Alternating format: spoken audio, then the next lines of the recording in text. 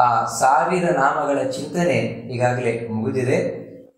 ಅದಾದ್ಮೇಲೆ ಸಾಮಾನ್ಯವಾಗಿ ಸರ್ವಪ್ರಹರಣಾಯುಧ ಅಂತ ಅದಾದ್ಮೇಲೆ ಕೆಲವರು ಒಂದು ಶ್ಲೋಕವನ್ನು ಹೇಳುವುದುಂಟು. ವನಮಾಲಿ ಗದೀಶಾರ್ಗಿ ಚಕ್ರಿ ಶಂಖಿ ಚ ನಂದಕಿ ಶ್ರೀಮನ್ನಾರಾಯಣೋ ವಿಷ್ಣು ವಾಸುದೇವೋಭಿರಕ್ಷತು ಅಂತ ಈ ಶ್ಲೋಕವನ್ನು ಹೇಳುವುದುಂಟು. ಅಷ್ಟಲ್ಲದೆ ಕೆಲವರಂತೂ ಕೂಡ ಇದರ ಬಗ್ಗೆ ಇನ್ನೂ ತಾವು ಗಮನವನ್ನು ವಹಿಸುವುದುಂಟು. ಇಲ್ಲ, ಇದನ್ನು 3 ಸಲ ಹೇಳಬೇಕು, ಇದನ್ನು 5 ಸಲ ಹೇಳಬೇಕು, ಇದನ್ನು 10 ಸಲ ಹೇಳಬೇಕು ಅಂತ. ಆದರೆ ಮಹಾಭಾರತದಲ್ಲಿ ಈ ಸಂದರ್ಭದಲ್ಲಿ ಭೀಷ್ಮಾಚಾರ್ಯರು ಧರ್ಮರಾಜನಿಗೆ ಈ ವಿಷ್ಣು ಸಹಸ್ರನಾಮವನ್ನೇನು ಉಪದೇಶ ಮಾಡಿದ್ದಾರೆ ಅಲ್ಲಿ ಈ ಶ್ಲೋಕ ಬರುವುದಿಲ್ಲ. ಈ ಶ್ಲೋಕದ ಉಲ್ಲೇಖವೂ ಕೂಡ ಇಲ್ಲ ಅಲ್ಲಿ. ಅದರಿಂದಾಗಿ ಈ ಶ್ಲೋಕ ಯಾವುದು ವನಮಾಲಿ ಗದೀಶಾರ್ಗಿ ಅಂತ ಲೋಕದಲ್ಲಿ ಪ್ರಸಿದ್ಧವಾಗಿದೆ, ಅದು ಎಲ್ಲಿಂದ ಬಂದಿದೆಯೋ ಗೊತ್ತಿಲ್ಲ ಅದು. ಆದರೆ ಈ ವಿಷ್ಣು ಸಹಸ್ರನಾಮದ ಈ ಸಂದರ್ಭದಲ್ಲಂತೂ ಇಲ್ಲ. ಅಲ್ಲಿ ಯಾವ ರೀತಿ ಇದೆ ಅಂತ ಹೇಳಿದ್ರೆ ಸರ್ವಪ್ರಹರಣಾಯುಧ ಅಂತ ಅದಾದ್ಮೇಲೆ ವಿಷ್ಣು ಸಹಸ್ರನಾಮ ಅಂದ್ರೆ ವಿಷ್ಣುವಿನ 1000 ರೂಪಗಳ ಚಿಂತನೆಯನ್ನು ಮುಗಿಸಿದ ಮೇಲೆ ಇದರ ಫಲವನ್ನು ತಿಳಿಸ್ಕೊಂಡು ಹೋಗ್ತಾರೆ ಭೀಷ್ಮಾಚಾರ್ಯರು ಧರ್ಮರಾಜನಿಗೆ. ವಿಷ್ಣು ಸಹಸ್ರನಾಮವನ್ನು ಪಠಿಸುವುದರಿಂದ ಏನಾಗುತ್ತೆ ಅದನ್ನು ಹೇಳ್ತಾರೆ. ಇತೀದಂ ಕೀರ್ತನೀಯಸ್ಯ ಕೇಶವಸ್ಯ ಮಹಾತ್ಮನಃ ನಾಮ್ನಾಂ ಸಹಸ್ರಂ ದಿವ್ಯಾನಾಂ ಅಶೇಷೇಣ ಪ್ರಕೀರ್ತಿತಂ. ನೋಡು ಧರ್ಮರಾಜ, ಹೀಗೆ ನಾನು ಈ ಭಗವಂತನ ನಾಮಗಳನ್ನು ನಾನು ನಿಮಗೆ ತಿಳಿಸಿದೆ. 1000 ನಾಮಗಳು ಅಂದ್ರೆ ಹೆಸರುಗಳು, ಬರಿಯ ಹೆಸರುಗಳು ಮಾತ್ರ ಅಲ್ಲ, ಅಂದ್ರೆ ಒಬ್ಬನಿಗೆ 1000 ಹೆಸರುಗಳಲ್ಲ, ಮತ್ತೆ ಆ ಒಬ್ಬ ನಾರಾಯಣನ 1000 ರೂಪಗಳ 1000 ಹೆಸರುಗಳು, ಅವುಗಳನ್ನೆಲ್ಲ ನಾನು ನಿನಗೆ ತಿಳಿಸಿದ್ದೇನೆ. ಅದು ಎಂಥದ್ದು ಅಂತ ಹೇಳಿದ್ರೆ ಕೀರ್ತನೀಯಸ್ಯ ಅಂತ ಹೇಳಿದ್ರೆ ಹೇಳಲೇಬೇಕಾದ ನಾಮಗಳು ಒಂದು. ಅಂದ್ರೆ ಹೇಳಲೇಬೇಕಾದದ್ದು ಅಂತ ಹೇಳಿದ್ರೆ ಯಾವುದನ್ನ ಹೇಳದೇ ಇದ್ರೆ ನಮ್ಮ ಜೀವನದಲ್ಲಿ ಒಂದು ಕುಂದು ಕೊರತೆ ಉಂಟಾಗತ್ತೋ ಅಂತಹ ನಾಮಗಳಿವೆ ಈ ಸಹಸ್ರನಾಮಗಳು. ಯಾಕೆ ಹೇಳಲೇಬೇಕಾದದ್ದು ಅಂತ ಹೇಳ್ತಾ ಇದ್ದಾರೆ ಭೀಷ್ಮಾಚಾರ್ಯರು ಅಂದ್ರೆ ಈ 1000 ನಾಮ ರೂಪಗಳಿಗೂ ನಮ್ಮ ದೇಹಕ್ಕೂ ನೇರವಾದ ಸಂಬಂಧ ಇದೆ. ನಾವು ಮೊದಲೇ ಕೇಳಿದಾಗೆ ನಮ್ಮ ಒಳಗೆ ಇರುವಂತಹ ನಾಡಿಗಳು, ಆ ನಾಡಿಗಳಿಗೂ ವಿಷ್ಣು ಸಹಸ್ರನಾಮದ ರೂಪಗಳಿಗೂ ವಿಶೇಷವಾದ ಸಂಬಂಧ ಇರುವುದರಿಂದಾಗಿ ಇದು ಹೇಳಲೇಬೇಕಾದದ್ದು ಅಂತ ಹೇಳ್ತಾ ಇದ್ದಾರೆ.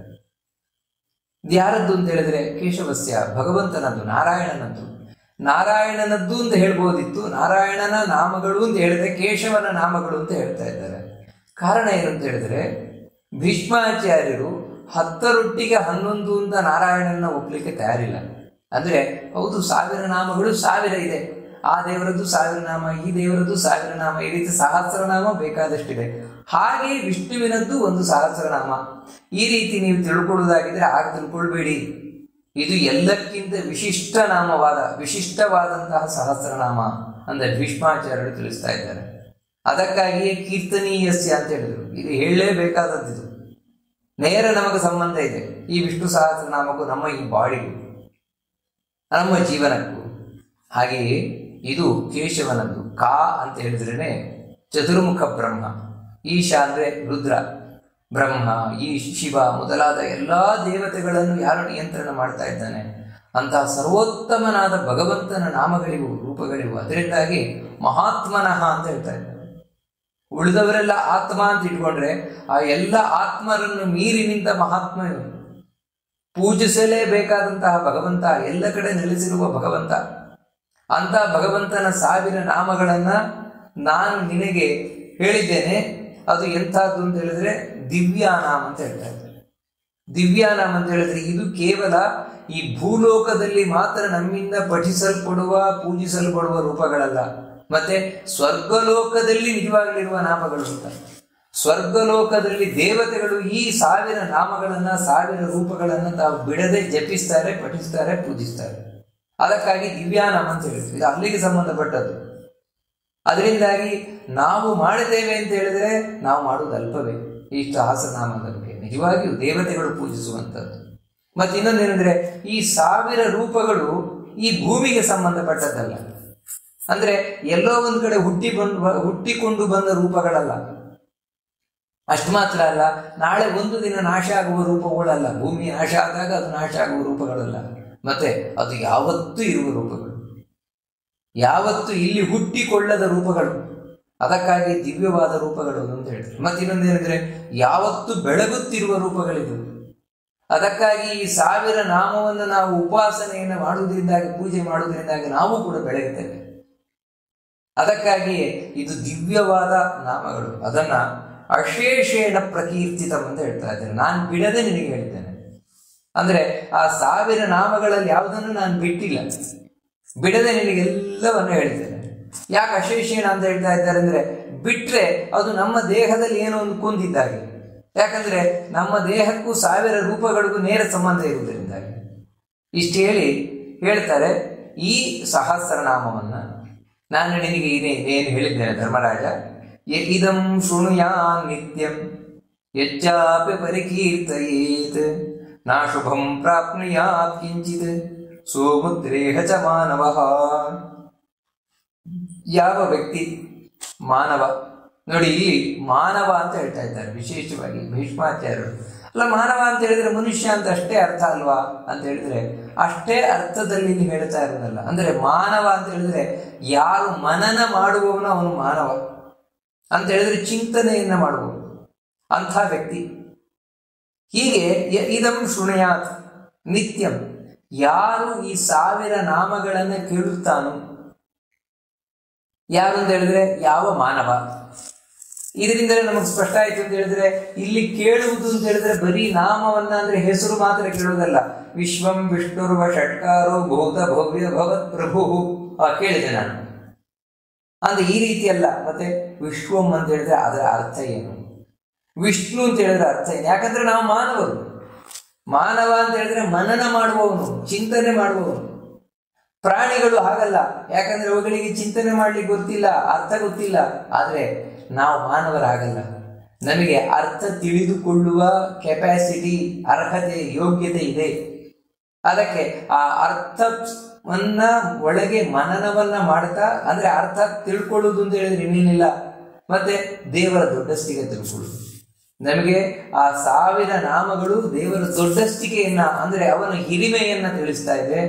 ಅದರೊಟ್ಟಿಗೆ ಒಂದೊಂದು ವಿಶೇಷವಾದ ರೂಪಗಳನ್ನು ತಿಳಿಸ್ತಾ ಇದೆ. ಅಂಥ ರೂಪಗಳನ್ನ ಯಾರು ಪ್ರತಿನಿತ್ಯ ಕೇಳುತ್ತಾನೆ, ಹೆಚ್ಚಾಪಿ ಪರಿಕೀರ್ತಯತೆ, ಯಾರು ಇದನ್ನ ಹೇಳ್ತಾನೆ, ಯಾರು ಹೇಳ್ತಾನೆ ಅಥವಾ ಯಾರು ಕೇಳ್ತಾನೆ, ಎರಡೂ ಕೂಡ ನಾಶುಭಂ ಪ್ರಾಪ್ನಿಯಾತ್ ಕುಷ್ಟಿತು. ಇವರಿಬ್ಬರಿಗೂ ಕೂಡ, ಕೇಳುವವರಿಗೆ ಹಾಗೂ ಹೇಳುವವರಿಗೆ ಯಾವುದೇ ಕಾರಣದಿಂದ ಒಂದು ಚೂರು ಇವರಿಗೆ ಕೆಟ್ಟದಾಗುವುದಿಲ್ಲ ಅಂತ ಹೇಳ್ತಾರೆ. ಯಾವತ್ತೂ ಕೆಟ್ಟದಾಗುವುದಿಲ್ಲ ಅಂತ ಭೀಷ್ಮಾಚಾರ್ಯರು ಹೇಳ್ತಾರೆ. ಇಹ ಅಮುತ್ರ, ಇಲ್ಲಿ ಆಗಲಿ ಮುಂದೆ ಆಗಲಿ, ಸತ್ತ ಬಳಿಕ ಆಗಲಿ ಸಾಯುವುದಕ್ಕಿಂತ ಮುಂಚಿತವಾಗಲಿ ಅವರಿಗೆ ಯಾವತ್ತೂ ಕೆಟ್ಟದಾಗುವುದಿಲ್ಲ. ಅಲ್ಲ, ಇಲ್ಲಿ ಎಲ್ರಿಗೂ ಹೇಳ್ಬಹುದು ಅಂದರೆ ಹೇಳ್ಬೋದಿತ್ತಲ್ವ. ಅದು ಬಿಟ್ಟು ಯಾರು ಕೇಳ್ತಾರೆ ಯಾರು ಹೇಳ್ತಾರೆ ಅಂತ ಯಾಕೆ ಎರಡನ್ನು ಹೇಳ್ತಾ ಇದ್ದಾರೆ? ಇವಾಗ ಕೇಳುವವರು ಯಾರು, ಹೇಳುವವರು ಯಾರು? ಇದೊಂದು ಸಾಮಾನ್ಯವಾಗಿ ನಮಗೆ ಪ್ರಶ್ನೆ ಬರ್ತದೆ. ಅದಕ್ಕೆ ಕೆಲವರು ಯಾವ ರೀತಿ ಹೇಳ್ತಾರೆ ಅಂದ್ರೆ, ನೋಡಿ ಇಲ್ಲಿ ಕೇಳುವುದು ಅಂತ ಹೇಳ್ತಾರಲ್ವ, ಶೃಣುಯಾತ್ ಅಂದ್ರೆ ಯಾರಂದ್ರೆ ಅದು ಸ್ತ್ರೀಯರು, ಶೂದ್ರರು ಮುಂತಾದವರೆಲ್ಲ ಇದನ್ನು ಹೇಳಬಾರದು, ವಿಷ್ಣು ಸಹಸ್ರನಾಮವನ್ನ. ಮತ್ತೇನಂದ್ರೆ ಅವ್ರು ಕೇಳುವುದು ಮಾತ್ರ, ಅವರಿಗೆ ಕೇಳುವುದು ಅಂತ ಹೇಳಿದ್ರು. ಮತ್ತೆ ಉಳಿದವರು ಏನಿದ್ದಾರೆ ಅವರಿಗೆ, ಬ್ರಾಹ್ಮಣರು ಮುಂತಾದವರೆಲ್ಲ ಅವ್ರಿಗೆ ಹೇಳಬೇಕು ಅಂತ ಹೇಳ್ತಾರೆ. ಈ ರೀತಿ ಸಾಮಾನ್ಯ ಅರ್ಥ ಮಾಡುವುದುಂಟು. ಆದರೆ ಈ ವಿಷ್ಣು ಸಹಸ್ರನಾಮದ ಈ ಮಹಾತ್ಮೆಯನ್ನು ತಿಳಿಸ್ಬೇಕಾದ್ರೆ ಭೀಷ್ಮಾಚಾರ್ಯರಂತೂ ಆ ರೀತಿ ಹೇಳಿದಾಗೆ ಕಾಣುವುದಿಲ್ಲ. ಅವರು ಏನು ಹೇಳ್ತಾರೆ ಅಂತ ಹೇಳಿದ್ರೆ, ಇಲ್ಲಿ ಯಾರು ಹೇಳುತ್ತಾರೆ ಯಾರು ಕೇಳುತ್ತಾರೆ ಅಂತ ಹೇಳಿದ್ರೆ, ಯಾರಿಗೆ ಹೇಳಲಿಕ್ಕೆ ಕೆಪಾಸಿಟಿ ಇದೆ, ಯೋಗ್ಯತೆ ಇದೆ, ಅವರು ಹೇಳಬೇಕು. ಯಾರಿಗೆ ಹೇಳುವ ಕೆಪಾಸಿಟಿ ಇಲ್ಲ, ಯೋಗ್ಯತೆ ಇಲ್ಲ, ಅವ್ರು ಕೇಳಬೇಕು. ಇಷ್ಟೇ ಇಲ್ಲಿ ಹೇಳುವಂಥದ್ದು. ಹೊರತು ಇನ್ನು ಯಾವುದನ್ನು ಇಲ್ಲಿ ಹೇಳ್ತಾ ಇಲ್ಲ. ಅಲ್ಲ, ಯೋಗ್ಯತೆ ಅಂತ ಹೇಳಿದ್ರೆ ಏನು? ಹೇಳಲಿಕ್ಕೆ ಏನು ಯೋಗ್ಯತೆ, ಕೇಳಲಿಕ್ಕೆ ಏನು ಯೋಗ್ಯತೆ ಅಂತ ಹೇಳಿದ್ರೆ, ಇವಾಗ ಯಾರು ವೃದ್ಧಾಪ್ಯದಲ್ಲಿ ಹಾಸಿಗೆಯನ್ನು ಹಿಡಿದಿದ್ದಾನೆ, ರೋಗಿಯಾಗಿದ್ದಾನೆ, ಅವನಿಗೆ ವಿಷ್ಣು ಸಹಸ್ರನಾಮವನ್ನ ಸ್ವತಃ ಪಠನ ಮಾಡ್ಲಿಕ್ಕೆ ಆಗುದಿಲ್ಲ. ಆಗ ಅಂಥವರ ಬಳಿಯಲ್ಲಿ ವಿಷ್ಣು ಸಹಸ್ರನಾಮವನ್ನು ಪಠಿಸ್ತಾ ಅದರ ಅರ್ಥ ಚಿಂತನೆಯನ್ನು ಅವರಿಗೆ ಮಾಡಿಸಿದರೆ ಅವರಿಗೆ ಒಳ್ಳೆಯದಾಗುತ್ತೆ. ಇದನ್ನು ಹೇಳ್ತಾ ಇದ್ದಾರೆ. ಅಥವಾ ಯಾರಿಗೆ ಸರಿಯಾದ ಸಂಸ್ಕೃತದ ಜ್ಞಾನ ಇಲ್ಲ, ಸರಿಯಾಗಿ ಉಚ್ಚಾರಣೆ ಬರುವುದಿಲ್ಲ, ಅಂಥ ವ್ಯಕ್ತಿಗಳು ಹೇಳಲಿಕ್ಕೆ ಹೋಗ್ಬಾರ್ದು ವಿಷ್ಣು ಸಹಸ್ರನಾಮವನ್ನು. ಮತ್ತೆ ಅವರು ಇದರ ಅರ್ಥವನ್ನ ಕೇಳಬೇಕು. ತಾವು ನೋಡಿ, ಇಂಥವರಿಗೆಲ್ಲ ಹೇಳ್ತಾ ಇರೋದು ಕೇಳಬೇಕು ಅಂತ. ನಾವೇ ನಮ್ಮನ್ನ ಮೊದಲು ತಿಳ್ಕೊಳ್ಬೇಕು, ನಾನು ಹೇಳುವವನು ಕೇಳುವವನು ಅಂತ. ನಾವಿವತ್ತು ಅದರ ಬಗ್ಗೆ ಯೋಚನೆ ಮಾಡ್ಲಿಕ್ಕೆ ಹೋಗಲ್ಲ. ಮತ್ತೇನಂತ ಹೇಳಿದ್ರೆ, ಪುಸ್ತಕ ಸಿಕ್ತು ಅಂತ ಹೇಳಿದ್ರೆ ವಿಷ್ಣು ಸಹಸ್ರನಾಮ ಹೇಳಿ ಶುರು ಮಾಡಿ ಆಯ್ತು. ತಪ್ಪೋ ಸರಿಯೋ ಒಂದು ಗೊತ್ತಿಲ್ಲ ನಿಮಗೆ. ಮತ್ತೇನಂತ ಹೇಳಿದ್ರೆ, ಪುಸ್ತಕ ಇದೆ, ನನಗೆ ಓದ್ಲಿಕ್ಕೆ ಬರುತ್ತೆ, ಹೇಳ್ತಾನೆ ಇರುವುದು. ಅದರಲ್ಲಿ ಎಷ್ಟು ತಪ್ಪುಗಳು ಬರ್ತದೋ ಹೇಳಲಿಕ್ಕೆ ಆಗುದಿಲ್ಲ. ಅಷ್ಟು ತಪ್ಪುಗಳನ್ನು ಹೇಳ್ತಾರೆ, ಬಹಳ ತಪ್ಪುಗಳನ್ನು ಹೇಳ್ತಾರೆ. ಕಾರಣ ಏನಂದ್ರೆ, ಸಂಸ್ಕೃತ ಜ್ಞಾನ ಇರುವುದಿಲ್ಲ, ಯಾರ ಹತ್ರನು ಕೇಳಿ ತಿಳ್ಕೊಳ್ಳುವುದಿಲ್ಲ. ಯಾಕಂದ್ರೆ ಕೇಳಿ ತಿಳ್ಕೊಳ್ಳಿಕ್ಕೆ ಅಹಂಕಾರ ಬಿಡುವುದಿಲ್ಲ. ನಮಗೆಲ್ಲ ಗೊತ್ತಿದೆ, ಇದೇನು ಬರೀ ಓದುದಲ್ವಾ. ನಮಗೇನು ಅಂತ ಹೇಳಿದ್ರೆ, ಈ ಶಾಸ್ತ್ರ ವೇದಾಂತ ಅಧ್ಯಾತ್ಮ ಅಂತ ಹೇಳಿದ್ರೆ ಇವೆಲ್ಲ ಬಿಟ್ಟಿ ಇದ್ದ ಹಾಗೆ ಅಂತ. ಇದಕ್ಕೆ ಯಾರನ್ನು ಕೇಳಬೇಕಾಗಿಲ್ಲ. ಮತ್ತೇನಂದ್ರೆ, ಅಂಗಡಿಗೆ ಹೋಗಿ ಪುಸ್ತಕ ತಗೊಂಡ್ಬರೋದು, ಓದ್ತಾ ಇರೋದು, ಹೇಳ್ತಾ ಇರೋದು, ಇಷ್ಟೇ ಅಂತ ನಾವು ತಿಳ್ಕೊಂಡಿದ್ದೇವೆ. ಹೀಗಾದರೆ ಪ್ರಯೋಜನ ಇಲ್ಲ. ಮೊದಲು ಚೆನ್ನಾಗಿ ಕೇಳಿ ತಿಳ್ಕೊಳ್ಬೇಕು. ಉಚ್ಚಾರಣೆ ಹೇಗೆ, ಅರ್ಥ ಹೇಗೆ, ಇವುಗಳನ್ನೆಲ್ಲ ಕೇಳಿ ತಿಳಿದುಕೊಂಡು ಆಮೇಲೆ ನಾವು ಪಠಿಸಬೇಕು. ಹಾಗೆ ಹೇಳ್ತಾ ಇರೋದು. ಅದು ಯಾರು ಬೇಕಾದ್ರೆ ಆಗ್ಬೋದು. ಇವಾಗ ಒಬ್ಬ ಬ್ರಾಹ್ಮಣ ಜಾತಿಯಲ್ಲಿ ಬಂದಿದ್ದಾನೆ ಅಂತ ಹೇಳಿದ ಕೂಡಲೇ ಅವನಿಗೆ ವಿಷ್ಣು ಸಹಸ್ರನಾಮ ಹೇಳಿಕ್ಕೆ ಅಧಿಕಾರ ಇದೆ, ಅರ್ಹತೆ ಇದೆ ಅಂತ ಅರ್ಥ ಅಲ್ಲ. ಯಾಕಂತ ಹೇಳಿದ್ರೆ ಅವನಿಗೆ ಸಂಸ್ಕೃತದ ಗಂಧಗಾಳಿಯೇ ಇಲ್ಲ. ಅಷ್ಟು ಮಾತ್ರ ಅಲ್ಲ, ಅವನ ಉಚ್ಚಾರಣೆಯೂ ಸ್ಪಷ್ಟ ಇಲ್ಲ. ಅಂತ ಹೇಳಿದ್ರೆ ಅಲ್ಪ ಪ್ರಾಣ, ಮಹಾಪ್ರಾಣ, ದೀರ್ಘ, ಹ್ರಸ್ವ ಇದು ಯಾವುದು ಗೊತ್ತಿಲ್ಲ. ಮತ್ತೇನಂದ್ರೆ ಒಟ್ಟಿಗೆ ಹೇಳ್ಕೊಂಡು ಹೋಗ್ತಾ ಇದ್ದಾನೆ. ವಿಶ್ವಂ ವಿಷ್ಣುರ್ವಷಟ್ಕಾರ ಭೂತ ಪ್ರಭು ಭೂತ ಮೃದು ಮೃದು ಭೂತ ಭವನ, ನೋಡಿ ಈ ರೀತಿ ಅಸ್ಪಷ್ಟವಾಗಿ ಹೇಳ್ಕೊಂಡು ಹೋಗ್ತಾ ಇದ್ದಾನೆ. ಈ ರೀತಿ ಹೇಳುವುದರಿಂದ ಏನೂ ಲಾಭ ಇಲ್ಲ.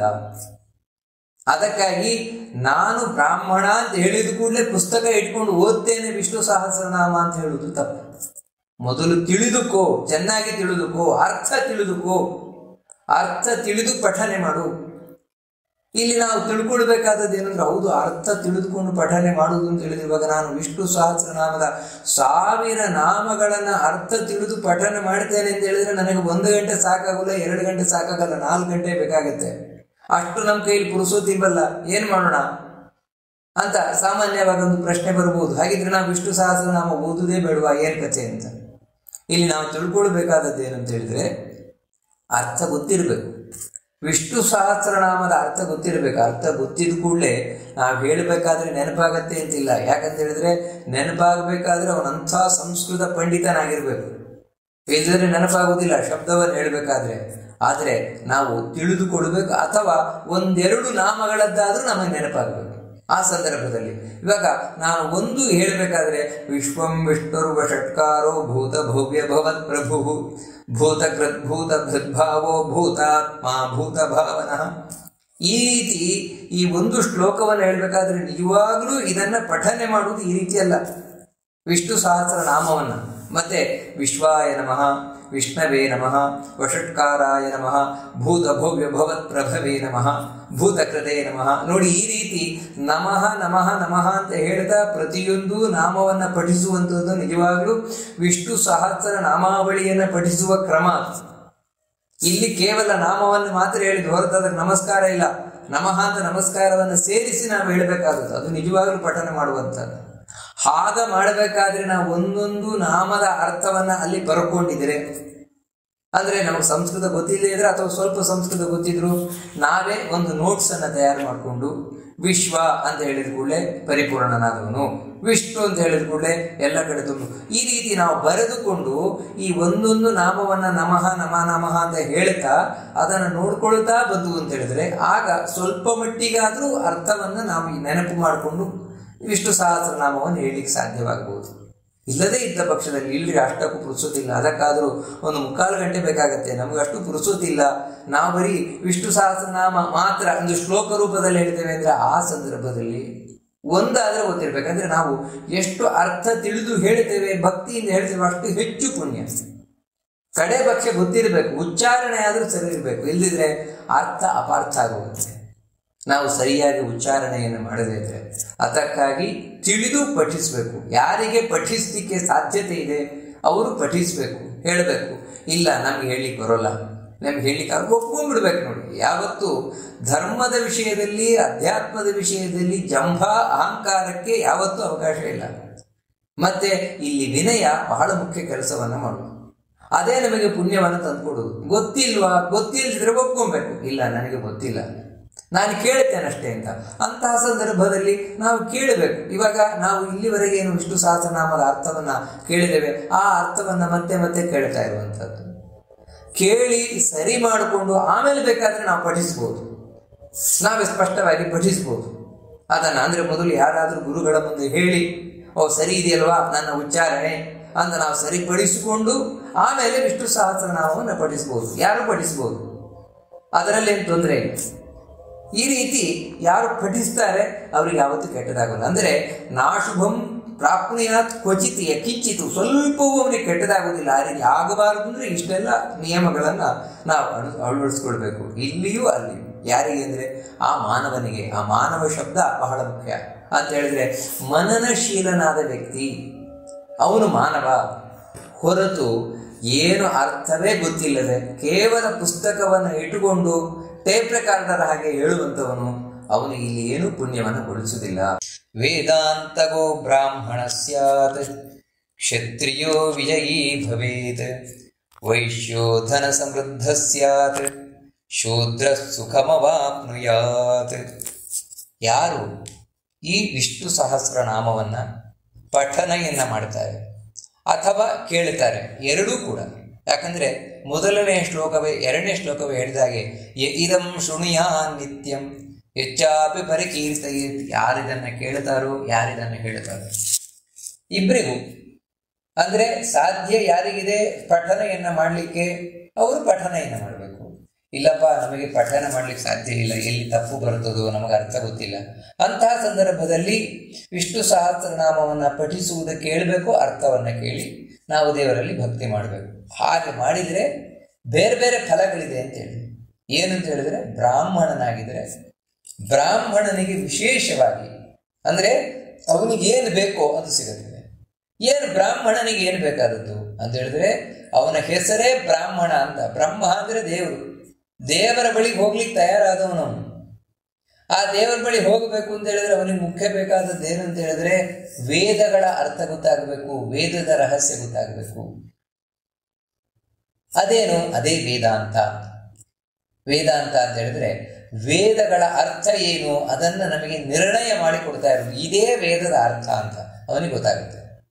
ಆ ವೇದಗಳ ಅರ್ಥ ಗೊತ್ತಾಯಿತು ಅಂತ ಹೇಳಿದ್ರೆ ಆಮೇಲೆ ಅವನು ದೇವರ ಬಳಿ ಹೋಗ್ಲಿಕ್ಕೆ ಸುಲಭ ಆಗುತ್ತೆ.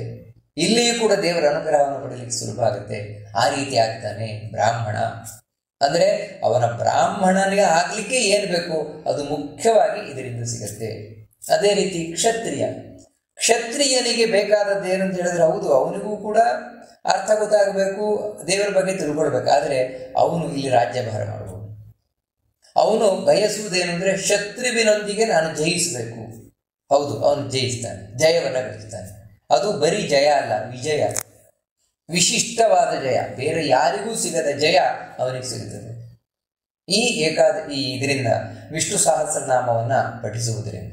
ಹಾಗೆ ವೈಶ್ಯ ಧನ ಸಮೃದ್ಧ ಸ್ಯಾತ್, ವೈಶ್ಯ ಜಾತಿಯವರು ಅವನು ಇದನ್ನ ಕೇಳುವುದರಿಂದ ಅಥವಾ ಪಠಿಸುವುದರಿಂದ ಅವನು ಧನ ಸಮೃದ್ಧ ಸ್ಯಾತ್, ದೊಡ್ಡ ಶ್ರೀಮಂತನಾಗ್ತಾನೆ, ದುಡ್ಡಿನಿಂದ ಸಮೃದ್ಧನಾಗ್ತಾನೆ, ಅಂದ್ರೆ ಬೇಕಾದಷ್ಟು ದುಡ್ಡು ಉಳ್ಳವನಾಗ್ತಾನೆ. ಅದು ಎಂಥ ದುಡ್ಡು ಅಂತ ಹೇಳಿದ್ರೆ, ನ್ಯಾಯ ಮಾರ್ಗದಿಂದ ಬಂದಂತಹ ದುಡ್ಡು, ಮತ್ತೆ ನ್ಯಾಯ ಮಾರ್ಗದಲ್ಲಿ ಉಪಯೋಗಿಸಲಿಕ್ಕೆ ಯೋಗ್ಯವಾದ ದುಡ್ಡು, ಅಂತಹ ದುಡ್ಡುಳ್ಳವನಾಗ್ತಾನೆ. ಇನ್ನು ಯಾರು ಶೂದ್ರ ಜಾತಿಯಲ್ಲಿ ಬಂದವನಿದ್ದಾನೆ ಅವನು ಶೂದ್ರ ಸುಖಮವಾಪ್ನುಯಾತ್, ಅವನು ಸುಖವನ್ನು ಪಡಿತಾನೆ. ಇಲ್ಲಿ ನಾವು ತಿಳ್ಕೊಳ್ಬೇಕಾದದ್ದು ಏನಂದ್ರೆ, ಹಾಗಿದ್ರೆ ಬ್ರಾಹ್ಮಣನಿಗೆ ಸುಖ ಸಿಗೋಲ್ಲ, ಮತ್ತೆ ವೇದದ ಅರ್ಥ ಮಾತ್ರ ಸಿಗತ್ತೆ ಅಂತ ಅಲ್ಲ.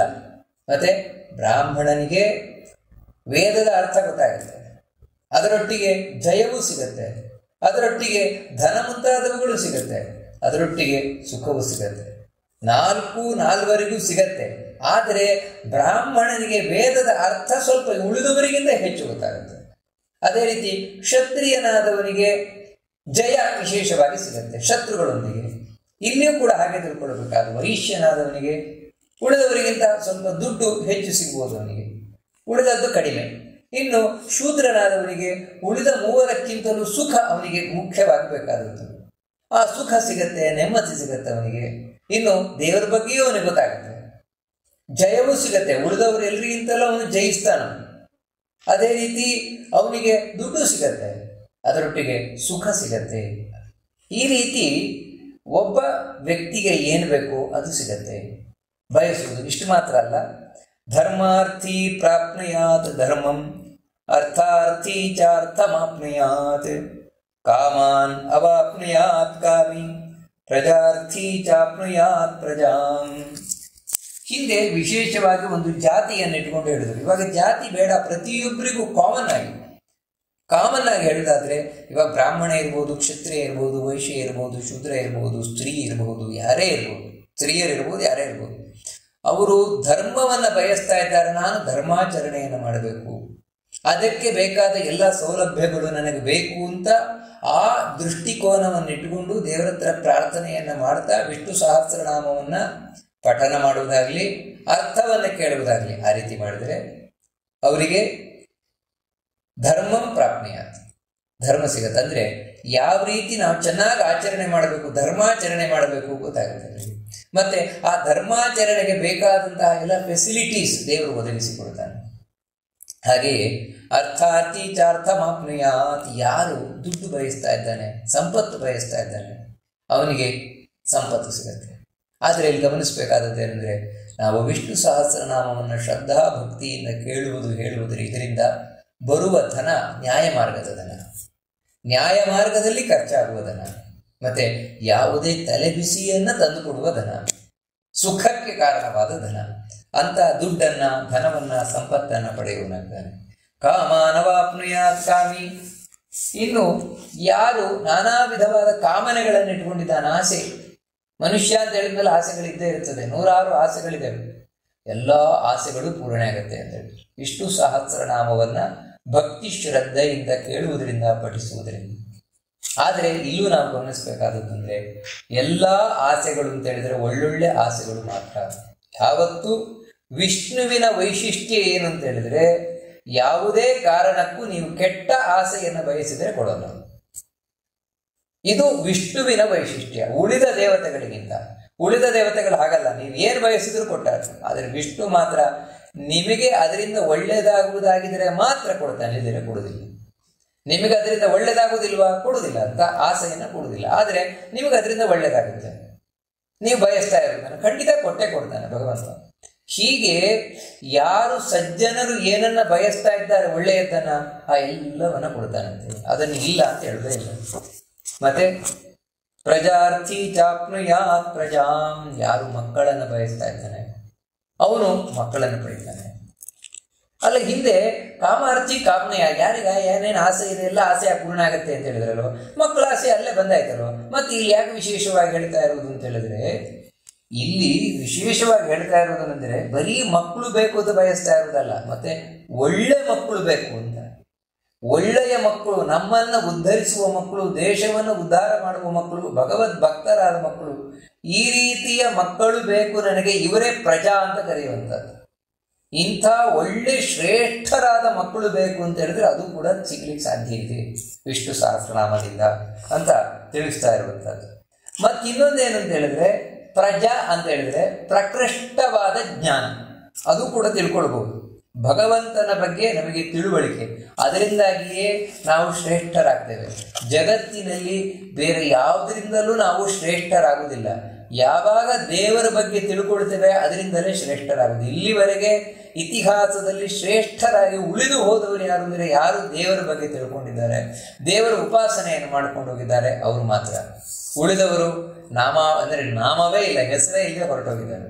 ಅದಕ್ಕಾಗಿ ಇವನು ದೇವರ ಜ್ಞಾನವನ್ನು ಪಡೆದು ವಿಶೇಷವಾಗಿ ಶ್ರೇಷ್ಠನಾಗ್ತಾನೆ. ಅದು ಕೂಡ ಅದು ಮೋಕ್ಷಕ್ಕೆ ಕಾರಣವಾಗಿರುವುದು. ಈ ರೀತಿ ಮೋಕ್ಷವನ್ನು ಕೂಡ ಇದು ಕರುಣಿಸ್ತದೆ ಅಂತ ಹೇಳಿ ಈ ವಿಷ್ಣು ಸಹಸ್ರನಾಮದ ಮಹತ್ವವನ್ನು ಆ ಮಹಾಭಾರತ ತಿಳಿಸ್ತಾ ಇದೆ ಅಂತ ಹೇಳ್ತಾ, ಭಕ್ತಿಮಾನ್ ಯಸ್ಸದೋತ್ಥಾಯ ಶುಚಿಸ್ತದ್ಗತ ಮಾನಸಃ ಸಹಸ್ರಂ ವಾಸುದೇವಸ್ಯ ನಾಮ್ನಾಮೇತತ್ ಪ್ರಕೀರ್ತಯೇತ್. ಯಾರು ಈ ವಿಷ್ಣು ಸಹಸ್ರನಾಮವನ್ನು ಪಠಿಸ್ತಾರೋ, ಹೇಗೆ ಪಠಿಸಬೇಕು ಅದನ್ನು ತಿಳಿಸ್ತಾ ಇದ್ದಾನೆ. ಹೇಗೂ ಪಠಿಸಿದರೆ ಪ್ರಯೋಜನ ಇಲ್ಲ. ಮತ್ತು ಈ ವಿಷ್ಣು ಸಹಸ್ರನಾಮವನ್ನು ಪಠಿಸಬೇಕಾದರೆ ಮೊದಲು ಶುದ್ಧವಾಗಿರಬೇಕು. ಮಡಿಯಿಂದ ಇದನ್ನು ಪಠಿಸಬೇಕು. ಮಡಿ ಅಂತ ಹೇಳಿದರೆ ಎರಡು ವಿಧವಾದ ಮಡಿ, ಒಂದು ಆಂತರಿಕ ಮಡಿ, ಮತ್ತೊಂದು ಬಾಹ್ಯವಾದ ಮಡಿ. ಈ ಎರಡು ಶುದ್ಧತೆಯು ಕೂಡ ಅತ್ಯಂತ ಪ್ರಮುಖವಾಗಿ ಬೇಕಾಗಿರುವಂಥದ್ದು. ಹೀಗೆ ಒಳ ಹೊರಗೆ ಶುದ್ಧವಾಗಿದ್ದುಕೊಂಡು ಈ ವಿಷ್ಣು ಸಹಸ್ರನಾಮವನ್ನು ಪಠಿಸಬೇಕು.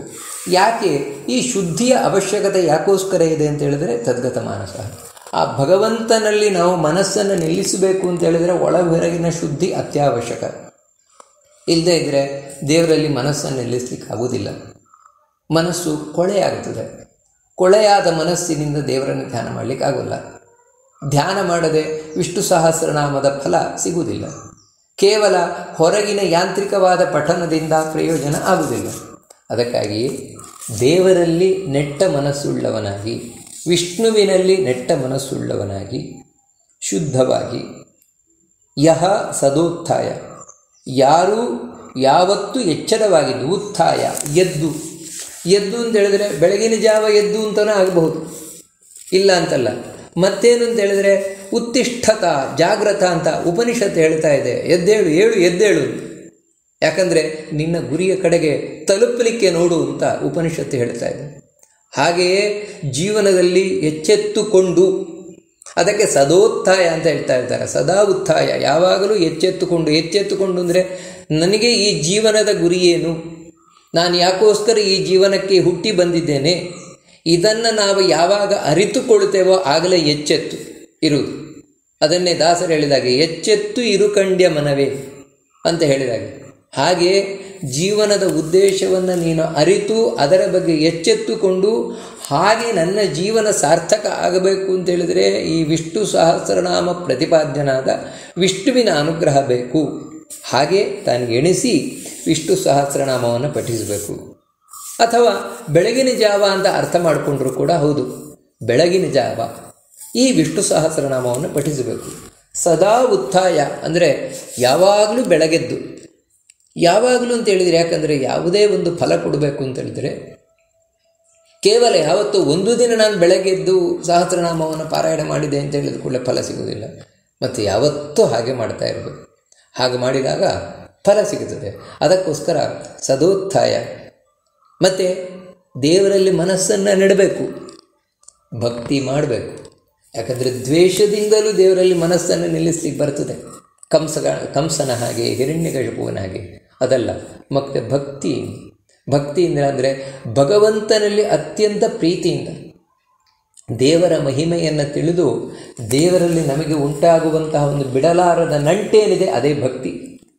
ಅಂತಹ ಭಕ್ತಿಯಿಂದಾಗಿ ಸಹಸ್ರಂ ವಾಸುದೇವಸ್ಯ ನಾಮ್ನಾಮೇ ತತ್ರ ಕೀರ್ತಯೇತು, 1000 ವಾಸುದೇವನ ನಾಮಗಳನ್ನು ಇಲ್ಲಿ ವಿಷ್ಣು ಸಹಸ್ರನಾಮ ಅಂತ ಹೇಳಿದ್ರೆ ವಾಸುದೇವ ಸಹಸ್ರನಾಮ ಅಂತ ಹೇಳ್ತಾ ಇದ್ದಾರೆ. ಯಾಕಂತ ಹೇಳಿದರೆ ವಿಷ್ಣು ವಾಸುದೇವನಾಗಿ ಪೂಜಿಸಲ್ಪಡ್ತಾನೆ. ಯಾಕಂದರೆ ನಮ್ಮ ಪಾಪವನ್ನು ಕಳೆದು ಮುಕ್ತಿಪ್ರದಾತ, ಮುಕ್ತಿಯನ್ನು ಕೊಡುವವನಾಗಿ, ಅದಕ್ಕೋಸ್ಕರ ಆ ಮುಕ್ತಿಯನ್ನು ಕರುಣಿಸುವ ಭಗವಂತನ 1000 ನಾಮಗಳನ್ನು ಪ್ರಕೀರ್ತಯೇತು, ಚೆನ್ನಾಗಿ ಹೊಗಳಬೇಕು. ಚೆನ್ನಾಗಿ ಹೊಗಳಬೇಕು ಅಂತ ಹೇಳಿದರೆ ಭಕ್ತಿಯಿಂದ ಹೊಗಳಬೇಕು. ಯಾವತ್ತೂ ಹೊಗಳಿಕೆ ಅನ್ನುವುದು ಯಾವಾಗ ಸಾರ್ಥಕವಾಗ್ತದೆ ಅಂತ ಹೇಳಿದರೆ ಬರೀ ಬಾಯಲ್ಲಿ ಬಂದಾಗಲ್ಲ, ಮತ್ತು ಮನಪೂರ್ವಕವಾಗಿ ಬಂದಾಗ, ಭಾವ ತುಂಬಿ ಬಂದಾಗ ಅದು ಹೊಗಳಿಕೆ ಆಗ್ತದೆ. ನಮ್ಮಲ್ಲಿ ಎದರಲ್ಲಿ ಒಬ್ಬರು ಇರ್ತಾರೆ, ನಮ್ಮ ಎದರಲ್ಲಿರುವವರನ್ನು ನಾನು ಹೊಗಳುತ್ತೇನೆ, ಹೊಗಳಿದ್ದವರಿಗೆ ಯಾವಾಗ ಖುಷಿಯಾಗತ್ತೆ ಅಂತ ಹೇಳಿದರೆ ಆ ಹೊಗಳಿಕೆ ಮನಸ್ಸಿನಿಂದ ಬಂದಿರಬೇಕದು, ಬರೀ ಕುತ್ತಿಗೆಯಿಂದಲ್ಲ. ಬರೀ ಕುತ್ತಿಗೆ ಮೇಲಿನಿಂದ ಬಂದಂತಹ ಹೊಗಳಿಕೆಗಳು ಅದು ಬರೀ ಬೂಟಾಟಿಕೆಯ ಹೊಗಳಿಕೆಗಳು, ಅದು ಪ್ರಯೋಜನ ಇಲ್ಲ. ಮತ್ತು ಭಕ್ತಿಯಿಂದ ಬರಬೇಕು, ಶ್ರದ್ಧೆಯಿಂದ ಬರಬೇಕು, ದೇವರ ಮಹಿಮೆಯನ್ನು ತಿಳಿದು ದೇವರಲ್ಲಿ ಇನ್ನಿಲ್ಲದ ನಂಟಿನಿಂದಾಗಿ ಬರಬೇಕು. ಅದನ್ನೇ ಇಲ್ಲಿ ಹೇಳ್ತಾ ಇರುವಂಥದ್ದು ಪ್ರಕೀರ್ತಯೇತಂದು. ಯಾರು ಚೆನ್ನಾಗಿ ಇದನ್ನು ಹೇಳ್ತಾರ ಅರ್ಥ ಪೂರ್ವಕವಾಗಿ ಭಕ್ತಿಯಿಂದ, ಅಂಥವ್ರಿಗೆ ಏನಾಗುತ್ತೆ ಅದನ್ನು ಹೇಳ್ತಾರೆ.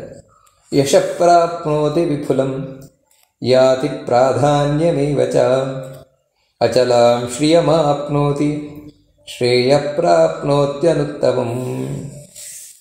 ವಿಪುಲಂ ಯಶಃ ಪ್ರಾಪ್ನೋತಿ, ಯಶಸ್ಸನ್ನು ಗಳಿಸುವವನಾಗ್ತಾನೆ. ಅಂದರೆ ಏಳಿಗೆಯನ್ನು ಪಡೆಯುವವನಾಗ್ತಾನವನು. ಎಂಥ ಏಳಿಗೆಯನ್ನು ಪಡಿತಾನೆ ಅಂತ ಹೇಳಿದರೆ ವಿಪುಲವಾದ ಸಮೃದ್ಧವಾದ ಬೇಕಾದಷ್ಟು ಏಳಿಗೆಯನ್ನು ಇಲ್ಲಿ ಪಡಿತಾನೆ ಅಂತ ಹೇಳಿದರೆ ಅವನಿಗೆ ಯಾವತ್ತೂ ಇಲ್ಲಿ ಬೀಳುವಿಕೆಯೇ ಇಲ್ಲ, ಅವನು ಕೆಳಗೆ ಬೀಳುವುದೇ ಇಲ್ಲ, ಮೇಲಕ್ಕೆ ಮೇಲಕ್ಕೆ ಮೇಲಕ್ಕೆ ಏರ್ತಾ ಏರ್ತಾ ಏರ್ತಾ ಹೋಗ್ತಾನೆ. ಈ ವಿಷ್ಣು ಸಹಸ್ರನಾಮವನ್ನು ಈ ರೀತಿ ಭಕ್ತಿಯಿಂದ ಶ್ರದ್ಧೆಯಿಂದ ಶುಚಿಯಾಗಿ ದೇವರಲ್ಲಿ ಮನಸ್ಸನ್ನು ನೆಟ್ಟು ಅರ್ಥವನ್ನು ತಿಳಿದು ಹೊಗಳುವ ಮೂಲಕ ಮತ್ತು ಯಾತಿ ಪ್ರಾಧಾನ್ಯವೇ ಎಂಥ ಯಶಸ್ಸನ್ನು ಗಳಿಸ್ತಾನೆ ಅಂತ ಹೇಳಿದರೆ ಇವನೇ ಮುಖ್ಯನಾಗುತ್ತಾನೆ ಅಂತ ಹೇಳ್ತಾರೆ. ಲೀಡರ್ಶಿಪ್ ಅಂತ ಲೀಡರ್ಶಿಪ್ಪನ್ನು ಪಡೆಯುವವನಾಗ್ತಾನೆ, ಶ್ರೇಷ್ಠತೆಯನ್ನು ಪಡೆಯುವವನಾಗ್ತಾನೆ. ಈ ವಿಷ್ಣು ಸಹಸ್ರನಾಮವನ್ನು ಈ ರೀತಿ ಪಡೆಯುವುದರಿಂದಾಗಿ ಒಂದು ಗುಂಪಿಗೆ ಇವನೇ ನಾಯಕ, ಅಥವಾ ಎಲ್ಲೇ ಹೋಗಲಿ ಇವನೇ ರಾರಾಜಿಸುವುದು, ಇವನೇ ಪ್ರಧಾನ, ಉಳಿದವರೆಲ್ಲರೂ ಅಪ್ರಧಾನರಾಗ್ಬಿಡ್ತಾನೆ. ಅಂಥ ಒಂದು ತಾಕತ್ತು ಇವನಲ್ಲಿ ಬರ್ತದೆ. ಅಚಲಾಂ ಶ್ರಿಯಮಾಪ್ನೋತಿ, ಇಷ್ಟಲ್ಲದೆ ಸಂಪತ್ತು ಪಡಿತಾನೆ. ಎಂಥ ಸಂಪತ್ತು ಅಂದರೆ ಸ್ಥಿರ ಲಕ್ಷ್ಮಿ, ಸ್ಥಿರವಾದ ಸಂಪತ್ತು, ಅದನ್ನು ಪಡಿತಾನೆ. ಯಾವುದಂತಹ ಸ್ಥಿರವಾದ ಸಂಪತ್ತು? ಈ ಹೊರಗಿನ ಸಂಪತ್ತನ್ನು ಸ್ಥಿರ ಅಂತ ಹೇಳಲಿಕ್ಕೆ ಬರೋಲ್ಲ. ಯಾಕಂದರೆ ನನ್ನ ಬಳಿ ಒಂದು 10,000 ರೂಪಾಯಿ ಇದೆ ಅಂತ ಹೇಳಿದ್ರೆ ಅದನ್ನು ಸಾಯುವ ತನಕ ನಾನು ಹಾಗೇ ಇಟ್ಕೊಂಡಿದ್ದೆ ಅಂತ ಹೇಳಿದ್ರೆ ಅದನ್ನು ಯಾರೂ ಸಂಪತ್ತು ಅಂತ ಕರೆಯುವುದೇ ಇಲ್ಲ. ಮತ್ತು ಸಂಪತ್ತು ಯಾವಾಗ ಅಂತ ಹೇಳಿದ್ರೆ ಅದನ್ನು ನಾನು ಖರ್ಚು ಮಾಡಬೇಕು. ಯಾಕಂದರೆ ದುಡ್ಡಿರುವುದೇ ಯಾವುದೋ ಒಂದು ನಮ್ಮ ಬಯಕೆಗಳನ್ನು ಪೂರಣೆ ಮಾಡಿಕೊಳ್ಳಿಕ್ಕೆ, ಅದಕ್ಕಾಗಿ ನಾವು ದುಡ್ಡನ್ನು ಖರ್ಚು ಮಾಡಲೇಬೇಕು. ಹಾಗಾಗಿ ಈ ಹೊರಗಿನ ಸಂಪತ್ತು ಛಲ, ಅದು ಅಚಲ ಅಲ್ಲ, ಅಂದರೆ ಗಟ್ಟಿ ನಿಲ್ಲುವಂಥದ್ದಲ್ಲ, ಹೋಗ್ತಾ ಇರ್ತಾ ಇದ್ದರೆ ಹೋಗಲೇಬೇಕದು. ಆದರೆ ಇಲ್ಲಿ ಹೇಳ್ತಾ ಇರೋದು ಅಚಲವಾದ ಸಂಪತ್ತು, ಅದೇ ದೈವೀ ಸಂಪತ್ತು. ಭಗವದ್ಗೀತೆಯಲ್ಲಿ ಕೃಷ್ಣ ಹೇಳಿದಂತಹ ದೈವೀ ಸಂಪತ್ತು ಉತ್ತಮವಾದ ಸಂಪತ್ತು ಅಂದರೆ ಸದ್ಗುಣಗಳೆಲ್ಲ.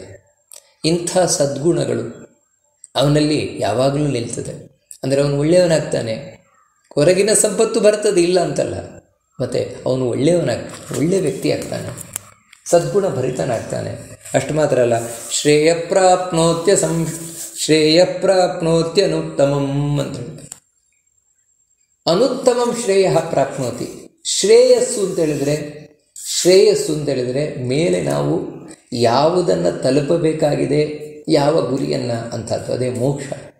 ಅದಕ್ಕೆ ಉಪನಿಷತ್ತು ಹೇಳ್ತದೆ 2 ಪ್ರೇಯಸ್ಸು ಶ್ರೇಯಸ್ಸು ಅಂತ. ಪ್ರೇಯಸ್ಸು ಅಂತ ಹೇಳಿದರೆ ಇಲ್ಲಿ ನಮಗೆ ಯಾವುದು ದೊರಕುತ್ತದೆ? ದುಡ್ಡು, ಕಾಸು, ಆಸ್ತಿ ಪಾಸ್ತಿ, ಹೆಂಡತಿ ಮಕ್ಕಳು, ಕೀರ್ತಿ ಮುಂತಾದವುಗಳೆಲ್ಲ ಪ್ರೇಯಸ್ಸು, 4 ದಿನ ಇದ್ದು ಹೋಗುವಂಥದ್ದಷ್ಟೇ. ಶ್ರೇಯಸ್ಸು ಅಂದರೆ ಹಾಗಲ್ಲ. ವಾಸ್ತವಿಕವಾಗಿ ಶ್ರೇಯಸ್ಸು ಅಂತ ಹೇಳಿದರೆ ಅದು ನಿರಂತರವಾಗಿರುವಂಥದ್ದು, ಅದೇ ಮೋಕ್ಷ. ಅದನ್ನೇ ಕೃಷ್ಣ ಇಲ್ಲಿ ವಿಷ್ಣು ಸಹಸ್ರನಾಮದ ಮಹತ್ವವನ್ನು ತಿಳಿಸ್ಬೇಕಾದ್ರೆ ಅನುತ್ತಮಂ ಶ್ರೇಯ ಅಂತ ಹೇಳ್ತಾರೆ. ಇದಕ್ಕಿಂತ ಉತ್ತಮ ಇನ್ನೊಂದಿಲ್ಲ. ಅಂತಹ ಶ್ರೇಯಸ್ಸನ್ನದೇ ಮೋಕ್ಷವನ್ನು ಅವನು ಪಡಿತಾನೆ ಅಂತ ಈ ವಿಷ್ಣು ಸಹಸ್ರನಾಮದ ಪಠನದಿಂದಾಗಿ ಮೋಕ್ಷವೂ ಕೂಡ ಲಭಿಸ್ತದೆ. ಅಂದರೆ ಮೋಕ್ಷ ಲಭಿಸ್ತದೆ ಅಂತ ಹೇಳಿದರೆ ಆ ಮೋಕ್ಷಕ್ಕೆ ಬೇಕಾದ ಎಲ್ಲ ಪರಿಕರವನ್ನು ಈ ವಿಷ್ಣು ಸಹಸ್ರನಾಮ ನಮಗೆ ತಂದುಕೊಡ್ತದೆ. ಮೋಕ್ಷ ಸಿಗುವುದಷ್ಟು ಸುಲಭ ಅಲ್ಲ, ಬಹಳ ಕಷ್ಟ ಇದೆ. ಆದರೆ ಆ ಕಷ್ಟಕರವಾದ ಮೋಕ್ಷವನ್ನು ಇದು ಸುಲಭವಾಗಿಸ್ತದೆ ಅಂತ ತಿಳಿಸ್ಕೊಂಡು ಹೋಗ್ತಾ ಇದ್ದಾರೆ. ನ ಭಯಂ ಕ್ವಚಿದಾಪ್ನೋತಿ ವೀರ್ಯಂ ತೇಜಶ್ಚ ವಿಂದತಿ ಭವತ್ಯುರೋಗೋದ್ಯುತಿಮಾನ್ ಬಲರೂಪಗುಣಾನ್ವಿತಃ. ಯಾರು ವಿಷ್ಣು ಸಹಸ್ರನಾಮವನ್ನು ಭಕ್ತಿಪೂರ್ವಕವಾಗಿ ಅರ್ಥವನ್ನು ತಿಳಿದು ಪಠಿಸ್ತಾರೋ, ಪಾರಾಯಣವನ್ನು ಮಾಡ್ತಾರೋ ಅಂಥವರಿಗೆ, ಅಂದರೆ ಇದು ಕೇವಲ ಒಂದು ಸಲ ಮಾಡಿದ ಕೂಡಲೇ ಆಗುವಂಥದ್ದಲ್ಲ. ಮತ್ತು ಈ ವಿಷ್ಣು ಸಹಸ್ರನಾಮವನ್ನು 100 ಬಾರಿ ಜಪಿಸುವುದರಿಂದ, ಭಕ್ತಿ ಶ್ರದ್ಧೆಯಿಂದ ಜಪಿಸುವುದರಿಂದಾಗಿ ಏನಾಗುತ್ತೆ ಅಂದರೆ ನಭಯಂ ಕ್ವಚಿದಾಪ್ನೋತಿ, ಅವನಿಗೆ ಯಾವುದೇ ಕಾರಣದಿಂದಲೂ ಕೂಡ ಭಯ ಉಂಟಾಗುವುದಿಲ್ಲ ಅಂತ ಹೇಳ್ತಾರೆ. ಯಾವತ್ತೂ ಭಯ ಉಂಟಾಗುವುದಿಲ್ಲ ಅವನಿಗೆ. ಭಯ ಅಂತೇಳಿದರೆ ಮನಸ್ಸಿನಲ್ಲಿ ಉಂಟಾಗುವಂತಹ ಒಂದು ಕಂಪನ, ಅದನ್ನೇ ಭಯ ಅಂತ ಕರೀತೇವೆ. ಆ ಮನಸ್ಸಿನಲ್ಲಿ ಉಂಟಾಗುವಂತಹ ಕಂಪನ ಅವನಿಗಿಲ್ಲ ಅಂತಾಗ್ತದೆ. ಮತ್ತು ಯಾವತ್ತೂ ಧೈರ್ಯದಿಂದ, ಅಂದರೆ ಗಟ್ಟಿ ಮನಸ್ಸುಳ್ಳವನಾಗಿರ್ತಾನೆ ಎಂಥ ಸಂದರ್ಭದಲ್ಲಿ. ಅದಕ್ಕೆ ಕ್ವಚಿತ್ ಅಂತ ಹೇಳ್ತಾ ಇದ್ದಾರೆ. ಕ್ವಚಿತ್ ಅಂದರೆ ಯಾವುದೇ ಸಂದರ್ಭದಲ್ಲೂ ಭಯ ಉಂಟಾಗುವುದಿಲ್ಲ. ಅಂದರೆ ಭಯ ಉಂಟಾಗುವ ಸಂದರ್ಭಗಳು ನಮ್ಮ ಜೀವನದಲ್ಲಿ 100 ಬರ್ತವೆ. ಆ 100 ಭಯ ಉಂಟಾಗುವಂತಹ ಸಂದರ್ಭಗಳು ಬಂದರೂ ಕೂಡ ಇವನು ಮಾತ್ರ ಭಯಗ್ರಸ್ತನಾಗುವುದಿಲ್ಲ, ಭಯಕ್ಕೊಳಗಾಗುವುದಿಲ್ಲ. ಯಾಕಂತ ಹೇಳಿದರೆ ಇವನಿಗೆ ಆ ಮನಸ್ಸಿನಲ್ಲಿ ಆ ವಿಷ್ಣು ಭಗವಂತ ನಾರಾಯಣ ಕೂತು ಧೈರ್ಯವನ್ನು ತುಂಬಿರ್ತಾನೆ, ಗಟ್ಟಿ ಮನಸ್ಸನ್ನು ಮಾಡಿರ್ತಾನೆ. ಅದಕ್ಕಾಗಿ ಇವನಿಗೆ ಭಯ ಉಂಟಾಗುವುದಿಲ್ಲ. ಸಾವಿನ ಭಯವೂ ಉಂಟಾಗುವುದಿಲ್ಲ. ಎಲ್ಲಕ್ಕಿಂತ ದೊಡ್ಡ ಭಯ ಯಾವುದು ಅಂದರೆ ಸಾವಿನ ಭಯ, ಅದು ಕೂಡ ಇವನಿಗೆ ಉಂಟಾಗುವುದಿಲ್ಲ. ಮತ್ತು ವೀರ್ಯಂ ತೇಜಶ್ಚ ವಿಂದತಿ, ಜೀವನದುದ್ದಕ್ಕೂ ಕೂಡ ವೀರ್ಯ ತೇಜಸ್ಸು ಅದನ್ನು ಹೊಂದುತ್ತಾನೆ ಅಂತ. ವೀರ್ಯ ಅಂತ ಹೇಳಿದ್ರೆ ಸಾಮರ್ಥ್ಯ, ಒಳ್ಳೆಯ ಸಾಮರ್ಥ್ಯ ಉಳ್ಳವನಾಗ್ತಾನೆ. ಅದು ಎಂಥ ಸಾಮರ್ಥ್ಯ ಅಂತ ಹೇಳಿದರೆ ಇನ್ನೊಬ್ಬರನ್ನು ಸೋಲಿಸುವಷ್ಟು ಸಾಮರ್ಥ್ಯ. ನಿಜವಾಗ್ಲೂ ವೀರ್ಯ ಅಂತ ಕರೆಯುವಂಥದ್ದು ಅದನ್ನು, ಇನ್ನೊಬ್ಬರನ್ನು ಮಣಿಸುವ ಶಕ್ತಿ, ಇನ್ನೊಬ್ಬರನ್ನು ಮಣಿಸ್ತಾನೆ ಅವನು ಅಂತ, ಅಷ್ಟು ತಾಕತ್ತು ಇವನಿಗೆ ಬರ್ತದೆ. ಅಷ್ಟು ಮಾತ್ರ ಅಲ್ಲ, ತೇಜಸ್ಸು ಅಂತ ಹೇಳಿದರೆ ಯಾವತ್ತೂ ಇನ್ನೊಬ್ಬರಿಗೆ ಮಣೆಯದೇ ಇರುವಂಥದ್ದು. ಅಂದರೆ ಇವನನ್ನು ಯಾರೂ ಸೋಲಿಸ್ಲಿಕ್ಕಾಗೋದಿಲ್ಲ. ಯಾಕಂತ ಹೇಳಿದ್ರೆ ಅಂಥ ತಾಕತ್ತುಳ್ಳವನಾಗ್ತಾನೆ. ಈ ತಾಕತ್ತು ಅಂತ ಹೇಳಿದರೆ ಕೇವಲ ದೈಹಿಕವಾದ ತಾಕತ್ತನ್ನು ಇದು ಕುರಿತು ಹೇಳ್ತಾ ಇರುವಂಥದ್ದಲ್ಲ. ಅಂದರೆ ದೇಹದಲ್ಲಿ ಒಳ್ಳೆ ದಷ್ಟಪುಷ್ಟನಾಗ್ತಾನೆ ಆ ರೀತಿ ಹೇಳ್ತಾ ಇರುವುದಂಥದ್ದಲ್ಲ. ಯಾವತ್ತು ಸೋಲುವುದು ಗೆಲ್ಲುವುದು ಮನಸ್ಸಿನಲ್ಲಿರುವುದು, ಮನಸ್ಸು ಬುದ್ಧಿಯಲ್ಲಿರುವಂಥದ್ದು.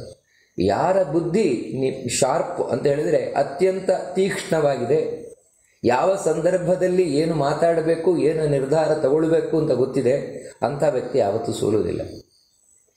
ಯಾರಿಗೆ ಯಾವ ಸಂದರ್ಭದಲ್ಲಿ ಏನು ನಿರ್ಧಾರ ತಗೊಳ್ಬೇಕು, ಏನು ಮಾತಾಡಬೇಕು, ಏನು ಯೋಚಿಸಬೇಕು ಗೊತ್ತಾಗುವುದಿಲ್ಲ, ಅಂಥವರೇ ಜೀವನದಲ್ಲಿ ಸೋಲುವಂಥದ್ದು. ಇನ್ನೊಬ್ಬರ ಮುಂದೆ ತಲೆಬಾಗುವಂಥದ್ದು ಅಂಥವರೇ ಸೋತು.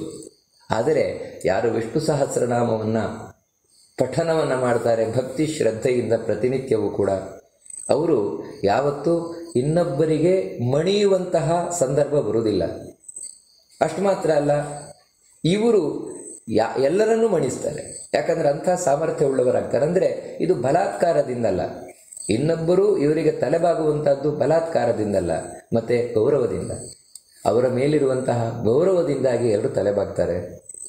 ಅಷ್ಟು ಮಾತ್ರ ಅಲ್ಲ, ಭವತ್ಯರೋಗ, ವಿಷ್ಣು ಸಹಸ್ರನಾಮವನ್ನು ನಿತ್ಯ ಭಕ್ತಿ ಶ್ರದ್ಧೆಯಿಂದ ಪಠಿಸುವವನು ಆರೋಗ್ಯವಂತನಾಗಿರ್ತಾನೆ. ಯಾವುದೇ ರೋಗಗಳಿಗೆ ಇವನು ತುತ್ತಾಗುವುದಿಲ್ಲ. ದ್ಯುತಿಮಾನ್. ಅಷ್ಟು ಮಾತ್ರ ಅಲ್ಲ, ಒಳ್ಳೆ ಕಾಂತಿಯಿಂದ ಕೂಡಿದವನಾಗ್ತಾನೆ, ಪ್ರಭೆಯಿಂದ ಕೂಡಿದವನಂದರೆ ಅವನಲ್ಲೊಂದು ಪ್ರಭಾವ ಇರ್ತದೆ, ಅವನಲ್ಲೊಂದು ತೇಜಸ್ಸಿರ್ತದೆ. ಅವನನ್ನು ನೋಡಿದರೆ, ಅವನ ಮುಖವನ್ನು ನೋಡಿದರೆ ನೀವು ಏನೋ ಗೌರವ ಭಾವನೆ ಮೂಡುತ್ತದೆ, ಆ ರೀತಿ ಇರ್ತದೆ. ಬಲರೂಪ ಗುಣಾನ್ವಿತ. ಇನ್ನು ಬಲ ಅಂತ ಹೇಳಿದರೆ ದೈಹಿಕವಾದದ್ದು. ದೇಹದಲ್ಲಿ ಕೂಡ ಬಲಿಷ್ಠನಾಗ್ತಾನೆ, ಒಳ್ಳೆ ರೂಪವಂತನಾಗ್ತಾನೆ. ಇಲ್ಲಿ ನಮಗೇನು ಪ್ರಶ್ನೆ ಬರುತ್ತದೆ ಅಂದರೆ, ಹೌದು, ಒಬ್ಬ ಕುರೂಪಿಯಾದವನು ವಿಷ್ಣು ಸಹಸ್ರನಾಮವನ್ನು ಪಠಿಸಿದರೆ ರೂಪವಂತನಾಗುವುದು ಹೇಗೆ? ಹುಟ್ಟಿದಿಂದಲೇ ಅವನು ಕುರೂಪಿ. ಹಾಗಿರಬೇಕಾದ್ರೆ ರೂಪವಂತನಾಗುವುದು ಹೇಗೆ? ಯಾಕಂದರೆ ರೂಪ ಅಂತ ಹೇಳಿದರೆ ಅದು ಆಮೇಲೆ ಬರುವಂಥದ್ದಲ್ಲ, ಹುಟ್ಟಿನಿಂದಲೇ ಇರುವಂಥದ್ದಲ್ವಾ ಅಂತ ನಮಗೆ ಕಾಣಲಿಕ್ಕೆ ಸಾಧ್ಯತೆ ಉಂಟು. ಅದರ ಒಂದೇನೆಂದರೆ, ಈ ರೂಪ ಅನ್ನುವಂಥದ್ದು ಸಹಜವಾಗಿ ನಮಗೇನು ಬಂದಿದೆಯೋ ಅದೇ ರೂಪ. ಕುರೂಪ ಅಂತ ಹೇಳಿದರೆ ಯಾವುದು ಅಂದರೆ ಆಮೇಲೆ ಯಾವುದು ಬದಲಾವಣೆ ಆಗ್ತದೆ ಅದು ಕುರೂಪ ಅಂತ ಕರೆಯುವಂಥದ್ದು.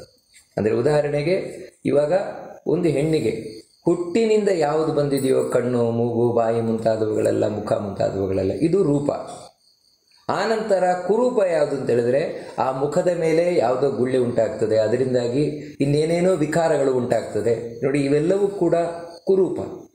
ಯಾರು ವಿಷ್ಣು ಸಹಸ್ರನಾಮವನ್ನು ನಿತ್ಯ ಪಠಿಸ್ತಾರೆ ಅವರಿಗೆ ಇಂಥ ಯಾವುದೇ ಕುರೂಪಗಳು ಉಂಟಾಗುವುದಿಲ್ಲ. ಮತ್ತು ಅವರು ಸಹಜವಾಗಿ ಯಾವ ರೂಪವನ್ನು ಪಡೆದಿದ್ದಾರೋ ಅಂತಹ ರೂಪವನ್ನೇ ಪಡೆದಿರ್ತಾರೆ. ಅದರಿಂದಾಗಿ ಅವರು ಎಲ್ಲರಿಗೂ ಆಕರ್ಷಿತರಾಗಿ ಕಾಣಿಸ್ತಾರೆ ಅಂತ ಹೇಳ್ತಾರೆ. ಅದೇ ರೀತಿ ಗುಣಾನ್ವಿತ, ಒಳ್ಳೆ ಗುಣವಂತನಾಗ್ತಾನೆ. ಅಂದರೆ ಒಳ್ಳೊಳ್ಳೆ ಗುಣಗಳು ಅವನಲ್ಲಿ ಬಂದು ಸೇರಿಕೊಳ್ಳುತ್ತದೆ. ಯಾಕಂದರೆ ವಿಷ್ಣು ಅಂತ ಹೇಳಿದ್ರೇ ಗುಣಪೂರ್ಣನಾಗಿರುವವರು. ಯಾರು ಅಂತಹ ವಿಷ್ಣುವನ್ನು ಉಪಾಸನೆಯನ್ನು ಮಾಡ್ತಾರೆ ಅವರಲ್ಲಿ ನಾವು ಮುಖ್ಯವಾಗಿ ಕಾಣುವುದೇನಂತ ಹೇಳಿದರೆ ಒಳ್ಳೊಳ್ಳೆ ಗುಣಗಳು ಕಾಣಲೇಬೇಕು ಅವರಲ್ಲಿ. ಇಲ್ಲದಿದ್ದರೆ ಅವರು ವಿಷ್ಣು ಭಕ್ತರು ಅಂತ ಕರೀಲಿಕ್ಕೆ ಬರೋಲ್ಲ. ಯಾವತ್ತೂ ವಿಷ್ಣುವಿನ ಭಕ್ತರ ಲಕ್ಷಣ ಏನೆಂದರೆ ಅವಳು ಒಳ್ಳೆಯ ಗುಣವಂತರಾಗಿರುವಂಥದ್ದು. ಆ ರೀತಿ ಇವನು ಒಳ್ಳೆ ಗುಣವಂತನಾಗ್ತಾನೆ. ಕೆಟ್ಟ ಗುಣಗಳೇನಿದೆ, ದುರ್ಗುಣಗಳು, ಆ ದುರ್ಗುಣಗಳೆಲ್ಲ ದೂರವಾಗ್ತದೆ.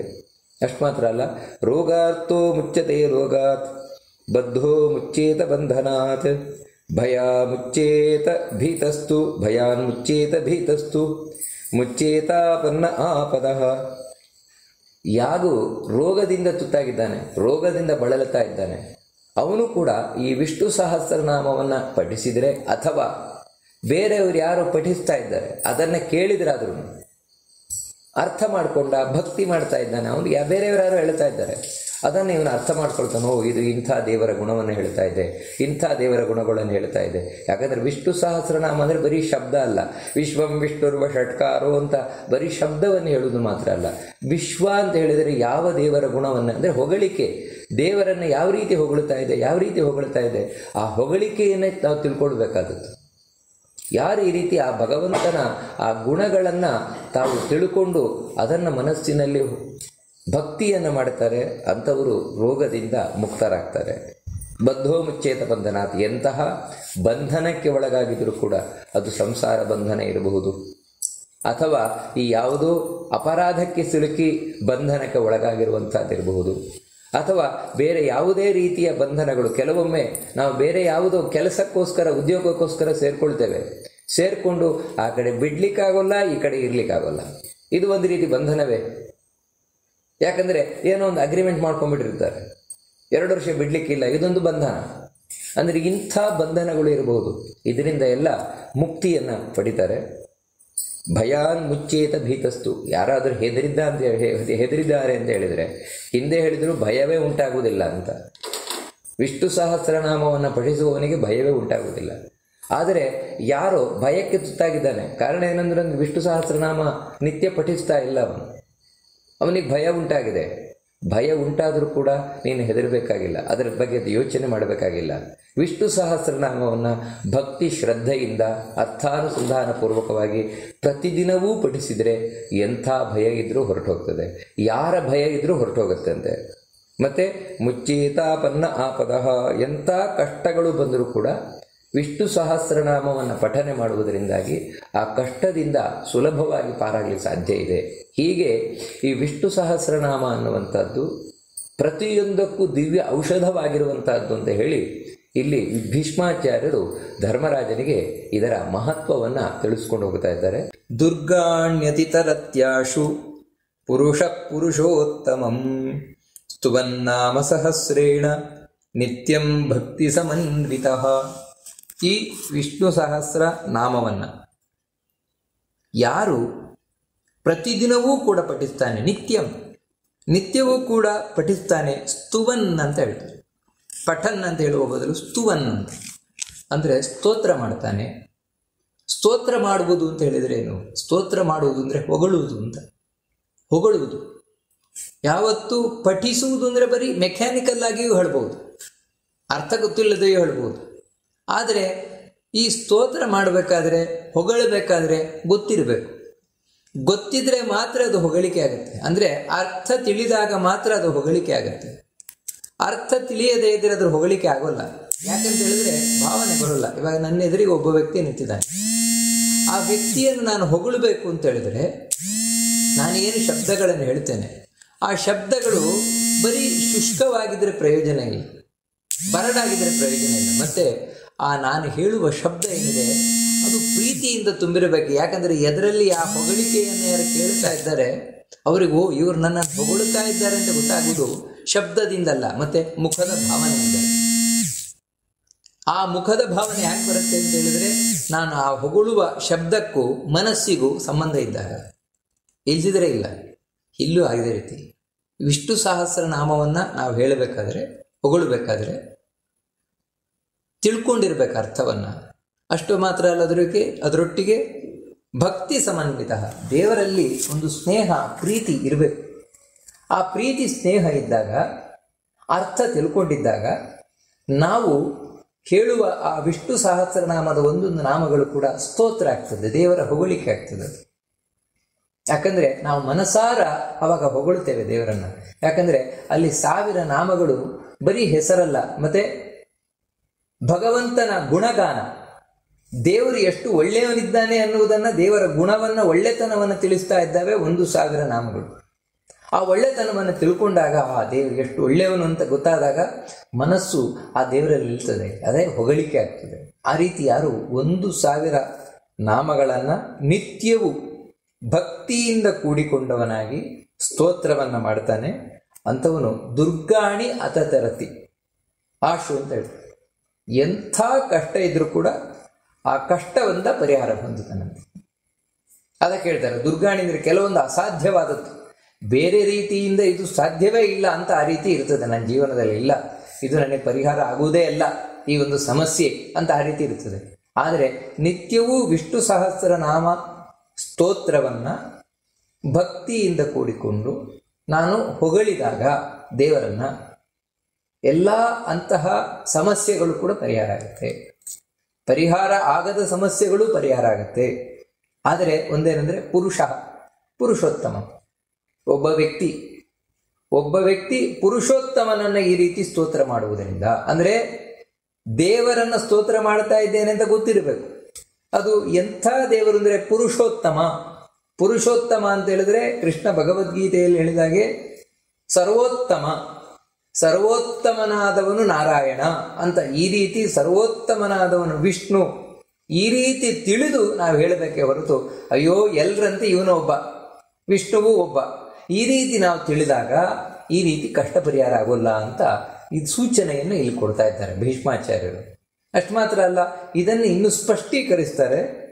ವಾಸುದೇವಾಶ್ರಯೋ ಮರ್ತ್ಯೋ ವಾಸುದೇವ ಪರಾಯಣ ಸರ್ವಪಾಪ ವಿಶುದ್ಧಾತ್ಮ ಯಾತಿ ಬ್ರಹ್ಮ ಸನಾತನಂ.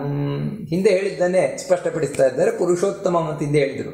ಅದನ್ನೇ ಇಲ್ಲಿ ಭಗವಂತನನ್ನು ನಾವು ಯಾಕೆ ತಿಳ್ಕೊಳ್ಬೇಕು ಅಂದ್ರೆ ವಾಸುದೇವಾಶ್ರಯೋ ಮರ್ತ್ಯ, ಯಾರು ವಾಸುದೇವನನ್ನೇ ಆಶ್ರಯಿಸಿದ್ದಾನೆ. ವಾಸುದೇವ ಅಂದರೆ ಮೋಕ್ಷವನ್ನು ಕರುಣಿಸುವ ಭಗವಂತ ನಾರಾಯಣ ವಿಷ್ಣು, ಅವನನ್ನು ಆಶ್ರಯಿಸಿದ್ದಾನಂದ್ರೆ ಅವನೇ ನನಗೆ ಗತಿ, ಅವನೇ ನನ್ನ ಉದ್ಧಾರಕ ಅಂತ ಈ ರೀತಿ ಆ ಭಗವಂತನನ್ನ ತಾನು ಆಶ್ರಯಿಸಿದ್ದಾನೆ, ಮನೆಯನ್ನಾಗಿ ಶರಣಾಗಿ ಹೊಂದಿದ್ದಾನೆ. ಅಷ್ಟು ಮಾತ್ರ ಅಲ್ಲ, ವಾಸುದೇವ ಪರಾಯಣ ಅಂದರೆ ವಾಸುದೇವನಲ್ಲೇ ಮನಸ್ಸನ್ನಿಟ್ಟಿದ್ದಾನೆ. ಅವನೇ ನನಗೆ ಕಡೆಯ ಆಶ್ರಯ ಅಂತ ಹೇಳಿದ್ರೆ ಎರಡು, ವಾಸುದೇವಾಶ್ರಯ ವಾಸುದೇವ ಪರಾಯಣ. ಇಲ್ಲಿಯೂ ಕೂಡ ನನಗೆ ಅವನೇ ಆಶ್ರಯ, ಅಂದರೆ ನನ್ನನ್ನು ರಕ್ಷಣೆ ಮಾಡ್ತಾ ಇರುವವನು, ನನ್ನನ್ನು ನೋಡ್ಕೊಳ್ತಾ ಇರುವವನು, ಸತ್ತ ನಂತರ ನನ್ನೊಟ್ಟಿಗೆ ಬರುವವನು, ಎಲ್ಲವೂ ಕೂಡ ದೇವರೇ, ವಿಷ್ಣುವೇ. ನೋಡಿ, ಇದೇ ಸರ್ವೋತ್ತಮ ಅಂತ ಬರೆಯುವುದು.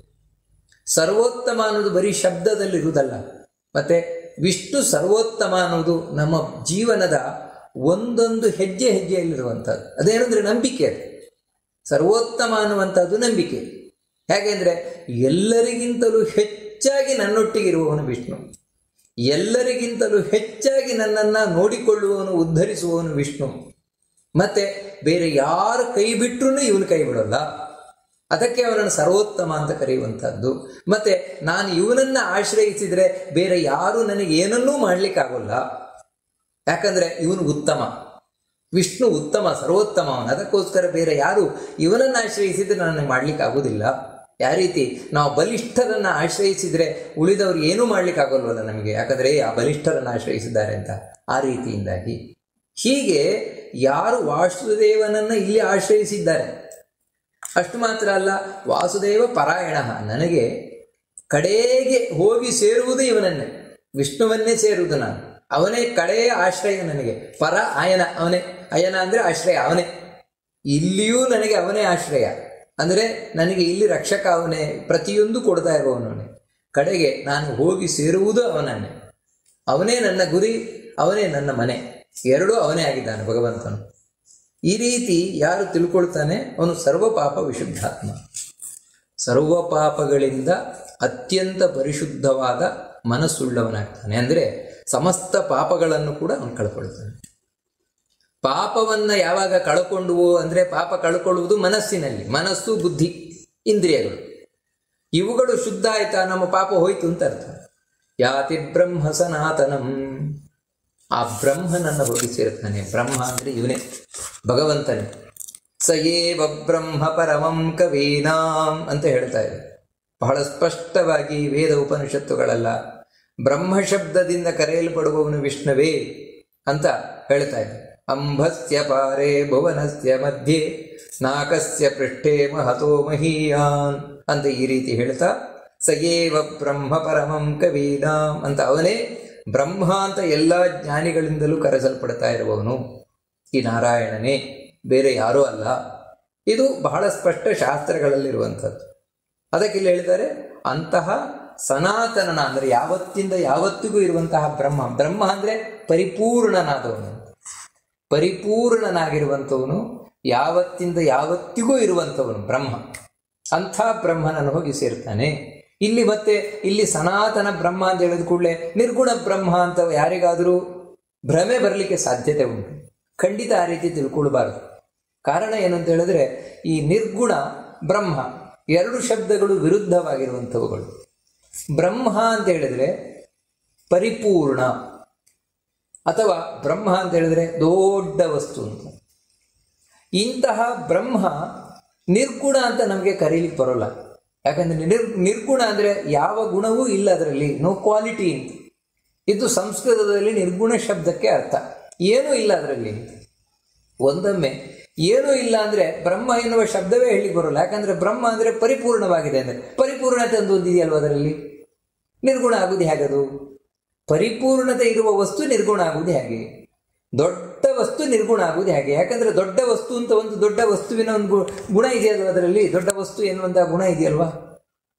ಈ ರೀತಿ ನಾವು ಕಡೆಗೆ ಏನಿಲ್ಲ ಅಂದರೂ ಬ್ರಹ್ಮ ಅಂತ ಕರೆಸಲ್ಪಡ್ತಾ ಇದೆಯಲ್ವಾ, ಬ್ರಹ್ಮ ಎಂಬ ಶಬ್ದದಿಂದ ಕರೆಸಲ್ಪಡ್ತಾ ಇದೆ ಎನ್ನುವುದೇ ಒಂದು ಗುಣ. ಹೀಗೆ ಏನಾದರೂ ಒಂದು ಗುಣ ಇದ್ದೇ ಇರ್ತದೆ ಅದರಲ್ಲಿ. ನೀವು ಬಾಯಿ ಬಿಟ್ಟು ಯಾವುದನ್ನಾದರೂ ಹೇಳಿದರೆ ಅದರಲ್ಲೊಂದು ಗುಣ ಇದ್ದೇ ಇದೆ. ಅದರಿಂದಾಗಿ ಅದನ್ನು ನಿರ್ಗುಣ ಅಂತ ಹೇಳಲಿಕ್ಕೆ ಬರುವುದಿಲ್ಲ. ಮತ್ತು ಶಾಸ್ತ್ರಗಳಲ್ಲಿ ಎಲ್ಲಾದರೂ ನಿರ್ಗುಣ ಅಂತ ಬಂದಿದ್ರೆ ಅದರೊಟ್ಟಿಗೆ ಗುಣಭೋಕ್ತೃಚ, ನೋಡಿ ಭಗವದ್ಗೀತೆಯಲ್ಲಿ ಬರ್ತದೆ ನಿರ್ಗುಣೋ ಗುಣಭೋಕ್ತೃಚ ಅಂತ. ಎಲ್ಲ ಕಡೆ ಅಷ್ಟೇ, ಎಲ್ಲಿ ನಿರ್ಗುಣ ಹೇಳ್ತಾರೆ ಅಲ್ಲಿ ಗುಣವೂ ಇದೆ ಅಂತ. ಅಂದರೆ ನಮ್ಮ ಹಾಗೆ ದೇವರಿಗೆ ಗುಣ ಇಲ್ಲ. ನಿರ್ಗುಣ ಅಂದರೆ ಅರ್ಥ ಏನಂದರೆ ನಮ್ಮ ಹಾಗೆ ದೇವರಿಗೆ ಸಾತ್ವಿಕ, ರಾಜಸ, ತಾಮಸ ಗುಣಗಳಿಲ್ಲ. ಇನ್ನು ಗುಣಭೋಕ್ತೃ ಅವನು ಸಗುಣ ಅಂತ ಹೇಳಿದರೆ ದೇವರಲ್ಲಿ ಜ್ಞಾನ, ಆನಂದ ಮುಂತಾದಂತಹ ದಿವ್ಯವಾದ ಗುಣಗಳಿವೆ. ಹೊರತು ಗುಣವೇ ಇಲ್ಲದ ಸೊನ್ನೆ, ಶೂನ್ಯ ದೇವರು ಅಂತ ಈ ರೀತಿ ಯಾವತ್ತೂ ಅರ್ಥ ಮಾಡಿಕೊಳ್ಬಾರ್ದು. ಅದು ಬ್ರಹ್ಮ ಶಬ್ದಕ್ಕೆ ಅರ್ಥವಲ್ಲ. ಅಂಥ ಬ್ರಹ್ಮನನ್ನು ಹೋಗಿ ಸೇರುವುದೂ ಇಲ್ಲ ಯಾವ ವ್ಯಕ್ತಿಯೂ ಕೂಡ. ಯಾಕಂದರೆ ಸೇರ್ಲಿಕ್ಕಾಗುವುದೇ ಇಲ್ಲ. ನಾವು ಯಾವುದನ್ನಾದರೂ ಸೇರಬೇಕು ಅಂದರೆ ಅಲ್ಲಿ ಏನಾದರೂ ಇರಬೇಕು. ಏನೂ ಇಲ್ಲದ ವಸ್ತುವನ್ನು ನಾವು ಸೇರ್ಲಿಕ್ಕೆ ಆಗುವುದಿಲ್ಲ. ಅದಕ್ಕೋಸ್ಕರ ಇದು ಪರಿಪೂರ್ಣನಾದ ವಿಷ್ಣುವನ್ನು, ಭಗವಂತನನ್ನು ಹೋಗಿ ಸೇರ್ತಾನೆ ಅಂತ ಈ ಮಹಾಭಾರತ ಈ ವಿಷ್ಣು ಸಹಸ್ರನಾಮದ ಫಲವನ್ನು ತಾನು ತಿಳಿಸ್ತಾ ಇದೆ ಅಂತ ಹೇಳ್ತಾ, ನ ವಾಸುದೇವ ಭಕ್ತಾನಾಂ ಅಶುಭಂ ವಿದ್ಯತೆ ಕ್ವಚಿತ್ ಜನ್ಮ ಮೃತ್ಯು ಜರಾ ವ್ಯಾಧಿ ಭಯಂ ನೈವೋಪಜಾಯತೆ. ವಿಷ್ಣು ಸಹಸ್ರನಾಮದ ಬಗ್ಗೆ ತಿಳಿಸ್ತಾ ಹಿಂದೆ ಹೇಳಿದರು, ವಾಸುದೇವ ಪರೋಮರ್ತ್ಯ ವಾಸುದೇವ ಪರಾಯಣ ಸರ್ವಪಾಪ ವಿಶುದ್ಧಾತ್ಮ ಯಾತಿ ಬ್ರಹ್ಮ ಸನಾತನಂ. ಯಾವತ್ತೂ ಈ ವಿಷ್ಣು ಸಹಸ್ರನಾಮ ಅನ್ನುವಂಥದ್ದು ಬರೀ ಒಂದು ಸ್ತೋತ್ರ ಅಂತ ಪಠನೆಯನ್ನು ಮಾಡೋದಲ್ಲ. ಇದು ಭಗವಂತನ ಸರ್ವೋತ್ತಮತ್ವ, ಅಂದರೆ ವಿಷ್ಣು ಸರ್ವೋತ್ತಮನಾಗಿದ್ದಾನೆ ಅನ್ನುವುದನ್ನು ಪ್ರತಿಪಾದನೆಯನ್ನು ಮಾಡ್ತಾ ಇದೆ, ತಿಳಿಸ್ತಾ ಇದೆ. ಅದಕ್ಕಾಗಿ ಅಂತಹ ವಿಷ್ಣುವಿನಲ್ಲಿ, ವಾಸುದೇವನಲ್ಲಿ, ಕೃಷ್ಣನಲ್ಲಿ ಅತ್ಯಧಿಕವಾದ ಭಕ್ತಿಯನ್ನು ಮಾಡ್ತಾ ನಾವಿದನ್ನು ಪಠನೆಯನ್ನು ಮಾಡಬೇಕು. ಯಾಕೆ ವಿಷ್ಣುವಿನಲ್ಲಿಯೇ ಭಕ್ತಿ ಮಾಡಬೇಕು ವಿಶೇಷವಾಗಿ ಅಂತ ಹೇಳಿದರೆ, ಅದಕ್ಕೆ ಭೀಷ್ಮಾಚಾರ್ಯರು ತಿಳಿಸ್ತಾ ಇದ್ದಾರೆ, ನ ವಾಸುದೇವ ಭಕ್ತಾನಾಂ ಅಶುಭಂ ವಿದ್ಯತೆ ಕ್ವಚಿತ್. ವಾಸುದೇವ, ಯಾಕೆ ವಾಸುದೇವ ಅಂತ ಅವನನ್ನು ಕರೀತಾರೆ ಅಂತ ಹೇಳಿದರೆ, ಮುಚ್ಚಿಕೊಂಡವನು ಬಿಚ್ಚಿಕೊಂಡವನು ಆ ಭಗವಂತ. ಎರಡು ಅಂತ ಹೇಳಿದರೆ ವಾಸು ಅಂತ ಹೇಳಿದರೆ ಆ ಭಗವಂತ ತನ್ನನ್ನು ಇಲ್ಲಿ ಮುಚ್ಚಿಕೊಂಡಿದ್ದಾನೆ. ಅಂದರೆ ಯಾರು ದುಷ್ಟರಿದ್ದಾರೆ, ದುಷ್ಟರಿಗೆ ಯಾವತ್ತೂ ತನ್ನನ್ನು ತೋರಿಸಿಕೊಳ್ಳುವುದಿಲ್ಲ. ದೇವ, ಯಾರು ಒಳ್ಳೆಯವರಿದ್ದಾರೆ, ಸಜ್ಜನರಿದ್ದಾರೆ, ಅವರಿಗೆ ಯಾವತ್ತೂ ತನ್ನನ್ನು ತೋರಿಸಿಕೊಡ್ತಾ ಇದ್ದಾನೆ. ಅಂದರೆ ನಾನಿರ್ತೇನೆ ನೋಡಿ, ನಾನಿದ್ದೇನೆ. ಈ ರೀತಿ ಸಜ್ಜನರಿಗೆ ದೇವರ ಇರುವಿಕೆಯ ಅನುಭವ ಬರ್ತದೆ. ದೇವರು ಕಾಣಿಸದೇ ಇರಬಹುದು. ಯಾಕಂದರೆ ದೇವರನ್ನು ಕಾಣಬೇಕು ಅಂತ ಹೇಳಿದರೆ ಅದಕ್ಕೆ ತುಂಬ ಸಾಧನೆಯನ್ನು ಮಾಡಬೇಕು. ಆದರೆ ದೇವರ ಇರುವಿಕೆಯ ಪರಿಚಯವನ್ನು ಪಡೆಯಲಿಕ್ಕೆ ಅವನು ಭಕ್ತಿ ಮಾಡಿದರೂ ಸಾಕು. ದೇವರು ನಾನಿದ್ದೇನೆ ಅಂತ ಯಾವುದಾದ್ರೂ ರೂಪದಿಂದ ತಿಳಿಸ್ಕೊಡ್ತಾನೆ, ಯಾವುದಾದ್ರೂ ರೀತಿಯಿಂದ ತಿಳಿಸ್ಕೊಡ್ತಾನೆ. ಅದಕ್ಕೆ ಅವನು ದೇವ. ಇಂಥ ವಾಸುದೇವ ಅಂದರೆ ಮೋಕ್ಷವನ್ನು ಕರುಣಿಸುವ ಭಗವಂತ. ಅವನ ಭಕ್ತರಾದರೆ ನಾವು ಏನು ದೊಡ್ಡ ಲಾಭ ಅಂತ ಹೇಳಿದರೆ, ಜೀವನದಲ್ಲಿ ಕೆಡುಕೆ ಆಗುವುದಿಲ್ಲ. ಅಶುಭಂ ವಿದ್ಯತೆ ಕ್ವಚಿತ್, ಸ್ವಲ್ಪವೂ ಕೂಡ ಅವನಿಗೆ ಕೆಟ್ಟದ್ದಾಗುವುದೇ ಇಲ್ಲ ಅಂತ ಹೇಳ್ತಾರೆ. ಅಶುಭ ಅಂತ ಹೇಳಿದರೆ ಕೆಟ್ಟದ್ದು. ಯಾವುದು ನಮಗೆ ದುಃಖಕ್ಕೆ ಕಾರಣವಾಗಿದೆಯೋ ಅವೆಲ್ಲವೂ ಅಶುಭ. ಅಂಥ ಕೆಟ್ಟದ್ದಾಗುವುದೇ ಇಲ್ಲ ಅಂತೇಳಿ. ಯಾಕೆ ಅಂತ ಹೇಳಿದರೆ, ಆ ಅಶುಭ ಆಗಲಿಕ್ಕೆ, ಅಮಂಗಳ ಆಗಲಿಕ್ಕೆ, ಕೆಟ್ಟದ್ದಾಗಲಿಕ್ಕೆ ದೇವರು ಬಿಡುವುದಿಲ್ಲ. ಆಗದ ಹಾಗೆ ನೋಡ್ಕೊಳ್ತಾ ಇರ್ತಾನೆ ಅಂತ. ಆದರೆ ಇಲ್ಲಿ ನಮಗೆ ಪ್ರಶ್ನೆ ಬರುವುದೇನು ಅಂತ ಹೇಳಿದರೆ, ಹಾಗಿದ್ರೆ ಯಾರಿವಾಗ ನಾವು ದೇವ್ರ ಭಕ್ತರು ಅಂತ ನೋಡ್ತೇವೆ, ಅವ್ರಿಗೆ ಕಷ್ಟ ಬರುವುದೇ ಇಲ್ಲ ಅಂತನ? ಪಾಂಡವರಿಗೆ ಕಷ್ಟ ಬಂದಿದೆ. ಕೃಷ್ಣನ ಅಷ್ಟು ಭಕ್ತರಾದ, ವಾಸುದೇವನ ಅಷ್ಟು ಭಕ್ತರಾದ ಪಾಂಡವರಿಗೆ ಕಷ್ಟ ಬಂದಿದೆ. ಅವರೇ ಕಾಡೆಲ್ಲ ತಿರುಗಿದ್ದಾರೆ, ಜೂಜಲ್ಲೆಲ್ಲ ಕಳ್ಕೊಂಡು. ಹಾಗಿರಬೇಕಾದ್ರೆ ವಾಸುದೇವ ಭಕ್ತರಿಗೆ ಸ್ವಲ್ಪವೂ ಕಷ್ಟವೇ ಬರುವುದಿಲ್ಲ ಅಂತ ಭೀಷ್ಮಾಚಾರ್ಯ ಹೇಳ್ತಾ ಇರೋದು ತಪ್ಪಲ್ವಾ? ಯಾಕಂದರೆ ಭೀಷ್ಮಾಚಾರ್ಯರೇ ನೋಡಿದ್ದಾರೆ ಪಾಂಡವರು ಕಾಡೆಲ್ಲ ಅಲ್ದಿದ್ದು, ರಾಜ್ಯ ಕಳ್ಕೊಂಡಿದ್ದು. ಹಾಗಿರಬೇಕಾದ್ರೆ ಇನ್ನು ಎಲ್ಲಿವರೆಗೆ ಅಂದರೆ ಬೇರೆ ಯಾರಿಗೂ ಆ ರೀತಿ ಆಗಿರಲಿಕ್ಕಿಲ್ಲ. ಆ ರೀತಿ ಆ ಹೆಂಡತಿಯನ್ನು ಸಭೆಗೆಳೆದು ಅವಳನ್ನು ಬತ್ತಲೆ ಮಾಡುವ ಪ್ರಯತ್ನ ಬೇರೆ ನಮ್ಮಂಥ ಸಾಮಾನ್ಯರಿಗೂ ಆಗಿರಲಿಕ್ಕಿಲ್ಲ. ಅಷ್ಟು ಕೆಟ್ಟದ್ದು ಪಾಂಡವರಿಗೆ ಆಗಿರಬೇಕಾದ್ರೆ ಭೀಷ್ಮಾಚಾರ್ಯರು ಈ ಮಾತನ್ನು ಯಾಕೆ ಹೇಳ್ತಾ ಇದ್ದಾರೆ ಅಂತ ಇಲ್ಲಿ ನಾವು ತಿಳ್ಕೊಳ್ಬೇಕಾದದ್ದು. ಭೀಷ್ಮಾಚಾರ್ಯರು ಆ ಪಾಂಡವರ ಎಲ್ಲ ಘಟನೆಗಳನ್ನು ನೋಡಿಯೇ ಹೇಳ್ತಾ ಇರೋದು, ಸುಮ್ಮನೆ ಹೇಳ್ತಾ ಇರೋದಲ್ಲ. ವಾಸುದೇವ ಭಕ್ತಾನಾಂ ಅಶುಭಂ ನ ವಿದ್ಯತೆ ಕ್ವಚಿತು ಅಂತ, ಸ್ವಲ್ಪವೂ ಕೆಟ್ಟದ್ದಾಗುವುದೇ ಇಲ್ಲ ಅಂತ. ಅದಕ್ಕೆ ಸಾಕ್ಷಿಯೇ ಪಾಂಡವರು ಅಂತ. ಯಾಕಂದರೆ ನಾವು ಪಾಂಡವರ ಕಥೆಯ ಒಂದು ಮುಖ ಮಾತ್ರ ನೋಡ್ತೇವೆ, ಇನ್ನೊಂದು ಮುಖ ನೋಡುವುದೇ ಇಲ್ಲ. ಏನಂತ ಹೇಳಿದ್ರೆ, ಹೌದು ದ್ರೌಪದಿಯನ್ನು ಸಭೆಗೆ ಎಳ್ಕೊಂಬಂದರು, ಬತ್ತಲೆ ಮಾಡಲಿಕ್ಕೆ ಪ್ರಯತ್ನ ಪಟ್ಟರು, ಸಾಧ್ಯ ಆಯಿತಾ? ಆಗಲಿ. ಅವಳ ವಸ್ತ್ರವನ್ನು 1 ಇಂಚು ಆಚೀಚೆ ಮಾಡಲಿಕ್ಕೆ ಆಗಲಿಲ್ಲ ದುಶ್ಯಾಸನಿಗೆ. ಯಾಕೆ ಅಂತ ಹೇಳಿದ್ರೆ ವಾಸುದೇವನ ಭಕ್ತರು. ಅದಕ್ಕೆ ಕೆಟ್ಟದಾಗುವ ಪ್ರಸಂಗ ಬಂದರೂ ಕೆಟ್ಟದಾಗುವುದಿಲ್ಲ ಅಂತ ಹೇಳೋದು ವಿಶೇಷ. ಕೆಟ್ಟದಾಗುವ ಪ್ರಸಂಗ ಬರಬಹುದು, ಹೌದು. ಜೂಜಿನಲ್ಲಿ ಸೋತು ಕಾಡನ್ನು ಸೇರಿದರು. ಕಾಡಲ್ಲಿ ಕಷ್ಟಪಟ್ರ? ಕಾಡಲ್ಲಿ ಅಷ್ಟು ಆನಂದವಾಗಿದ್ದರು. ದಿನಕ್ಕೆ 1000 ಮಂದಿಗೆ ಬೆಳ್ಳಿಯ ತಟ್ಟೆಯಲ್ಲಿ, ಬಂಗಾರದ ತಟ್ಟೆಯಲ್ಲಿ ಊಟ ಕೊಡ್ತಾ ಇದ್ದಂತೆ ಧರ್ಮರಾಜ. 1000 ಯತಿಗಳಿಗೆ, 1000 ಬ್ರಾಹ್ಮಣರಿಗೆ, ಕಾಡಿನಲ್ಲಿ, ರಾಜ್ಯದಲ್ಲಲ್ಲ. ಇನ್ನೇನು ಕಷ್ಟ ಇದೆ ಕಾಡಿನಲ್ಲಿ. ಎಲ್ಲಿವರೆಗೆ ಅಂದರೆ ಧರ್ಮರಾಜ ಕಡೆಗೆ ನಾವು ಹೋಗುವುದೇ ಬೇಡ, ರಾಜ್ಯಕ್ಕೆ ಇಲ್ಲೇ ಕೂತ್ಕೊಂಡ್ಬಿಡೋಣ ಅಂತ ಹೇಳುವಷ್ಟರ ಮಟ್ಟಿಗೆ ಆನಂದ ಆಯಿತು. ಅದಕ್ಕೆ ಯಾಕಂದರೆ ಭಗವದ್ಭಕ್ತರು ಕಾಡಿನಲ್ಲಿರಲಿ, ನಾಡಿನಲ್ಲಿರಲಿ, ಗುಡಿಸಲಲ್ಲಿರಲಿಲ್ಲ, ಅರಮನೆಯಲ್ಲಿರಲಿ, ಎಂಥ ಸಂದರ್ಭದಲ್ಲಿದ್ದರೂ ಕೂಡ ದೇವರವ್ರಿಗೆ ರಕ್ಷಣೆ ಮಾಡೇ ಮಾಡ್ತಾರೆ. ಎಲ್ಲಕ್ಕಿಂತ ಮುಖ್ಯ ಏನು ಅಂತ ಹೇಳಿದ್ರೆ, ಅಶುಭ ಅಂತ ಇರೋದು ಹೊರಗಲ್ಲ, ಒಳಗೆ. ಎಲ್ಲಕ್ಕಿಂತ ಮುಖ್ಯ ಅದು. ಅಮಂಗಳ ಅಂತ ಹೇಳೋದು ಮನಸ್ಸಿನಲ್ಲಿರೋದು. ಯಾವಾಗ ಒಬ್ಬ ಮನುಷ್ಯ ನನಗೆ ಕೆಟ್ಟದಾಗ್ತಾ ಇದೆ ಅಂತ ಎಣಿಸ್ತಾನೆ, ಆಗಲೇ ಅದು ಕೆಟ್ಟದ್ದು. ಅದು ಬಿಟ್ಟು ಇಲ್ಲಪ್ಪ ದೇವರು ಒಳ್ಳೆಯದೇ ಮಾಡ್ತಾ ಇದ್ದಾನೆ ಅಂತ ಎಣಿಸಿದರೆ ಒಳ್ಳೆಯದು. ಯಾಕಂದರೆ ಕೆಟ್ಟದ್ದು ಒಳ್ಳೆಯದು ಅಂತ ಹೇಳೋದು ಮನಸ್ಸಿನ ಭಾವನೆ. ಯಾವತ್ತೂ ಭಗವದ್ಭಕ್ತರಿಗೆ ನನಗೆ ಜೀವನದಲ್ಲಿ ಕೆಟ್ಟದಾಗ್ತಾ ಇದೆ ಅಂತ ಬರುವುದೇ ಇಲ್ಲ ಅವರಿಗೆ. ಯಾಕಂತ ಹೇಳಿದ್ರೆ ದೇವರು ನನಗೆ ಯಾವತ್ತೂ ಕೆಟ್ಟದ್ದನ್ನು ಮಾಡೋದಿಲ್ಲ. ಯಾಕಂದರೆ ದೇವರು ಒಳ್ಳೆಯವರು ಯಾವತ್ತೂ ಒಳ್ಳೆಯದನ್ನೇ ಮಾಡ್ತಾರೆ ಹೊರತು ಒಳ್ಳೆಯವರು ಕೆಟ್ಟದ್ದನ್ನು ಮಾಡ್ತಾರೆ. ದೇವರು ಒಳ್ಳೆಯವನು ಅಂತ ಆದಮೇಲೆ ಸರ್ವಗುಣ ಸಂಪನ್ನ, ಸರ್ವದೋಷ ವಿವರ್ಜಿತ, ಸ್ವಲ್ಪವೂ ಕೆಟ್ಟದ್ದಿಲ್ವೇ ಇಲ್ಲ. ಯಾವತ್ತೂ ನಮಗೆ ಕೆಟ್ಟದ್ದನ್ನು ಯಾರು ಮಾಡ್ತಾರೆ ಅಂದರೆ, ಯಾರಲ್ಲಿ ಕೆಟ್ಟ ಗುಣ ಇದೆಯೋ ಅವರು ನಮಗೆ ಕೆಟ್ಟದ್ದು ಮಾಡ್ತಾರೆ. ದೇವರಲ್ಲಿ ಕೆಟ್ಟ ಗುಣ ಸ್ವಲ್ಪವೂ ಇಲ್ಲ, 0.1% ದೇವರಲ್ಲಿ ಕೆಟ್ಟ ಗುಣ ಇಲ್ಲ ಅಂತ ಹೇಳಿದ್ಮೇಲೆ ನಮಗೇನು ಕೆಟ್ಟದ್ದು ಮಾಡ್ತಾನೆ ಅಂದರೆ, ದೇವರ ಬಗ್ಗೆ ಫುಲ್ಲು ಕಾನ್ಫಿಡೆನ್ಸ್, ಸಂಪೂರ್ಣ ವಿಶ್ವಾಸವನ್ನಿಟ್ಟವರು ಭಕ್ತರು.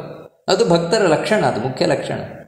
ಅಂಥವರಿಗೆ ಕೆಟ್ಟದಾಗಲಿಕ್ಕೆ ಯಾಕೆ ಸಾಧ್ಯ? ಯಾಕಂದರೆ ಮನಸ್ಸಿನಲ್ಲಿ ಕೆಟ್ಟದ್ದು ಅಂತ ಎಣಿಸೋದೇ ಇಲ್ಲ ಅವ್ರಿಗೆ ಯಾವತ್ತೂ ಕೂಡ.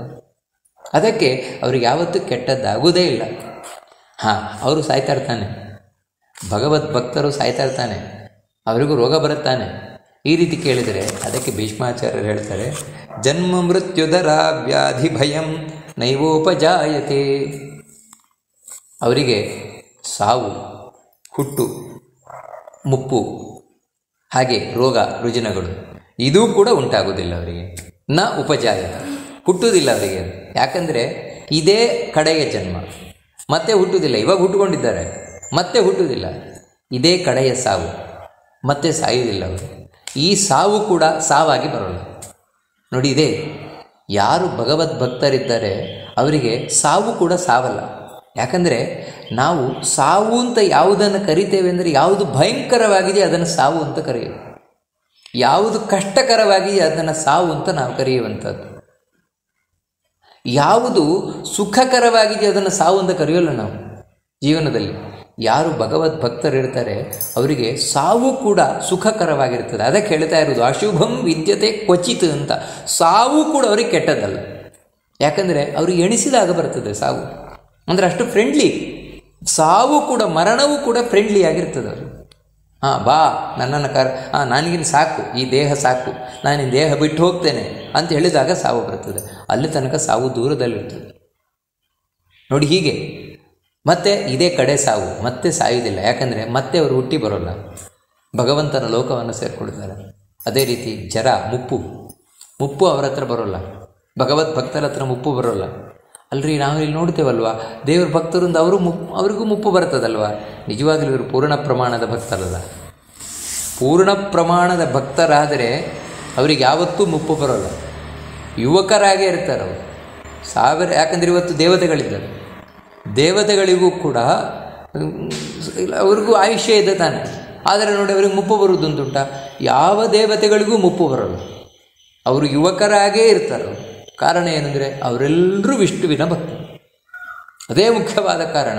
ದೇವತಾ ಸ್ತ್ರೀಯರು ಅವ್ರಿಗೆ ಯಾವತ್ತೂ ತಲೆಗೂದಲು ಬೆಳಗಾಗುವುದಂತಿಲ್ಲ, ಯಾವತ್ತೂ ಮುಪ್ಪು ಬರುವುದಂತಿಲ್ಲ.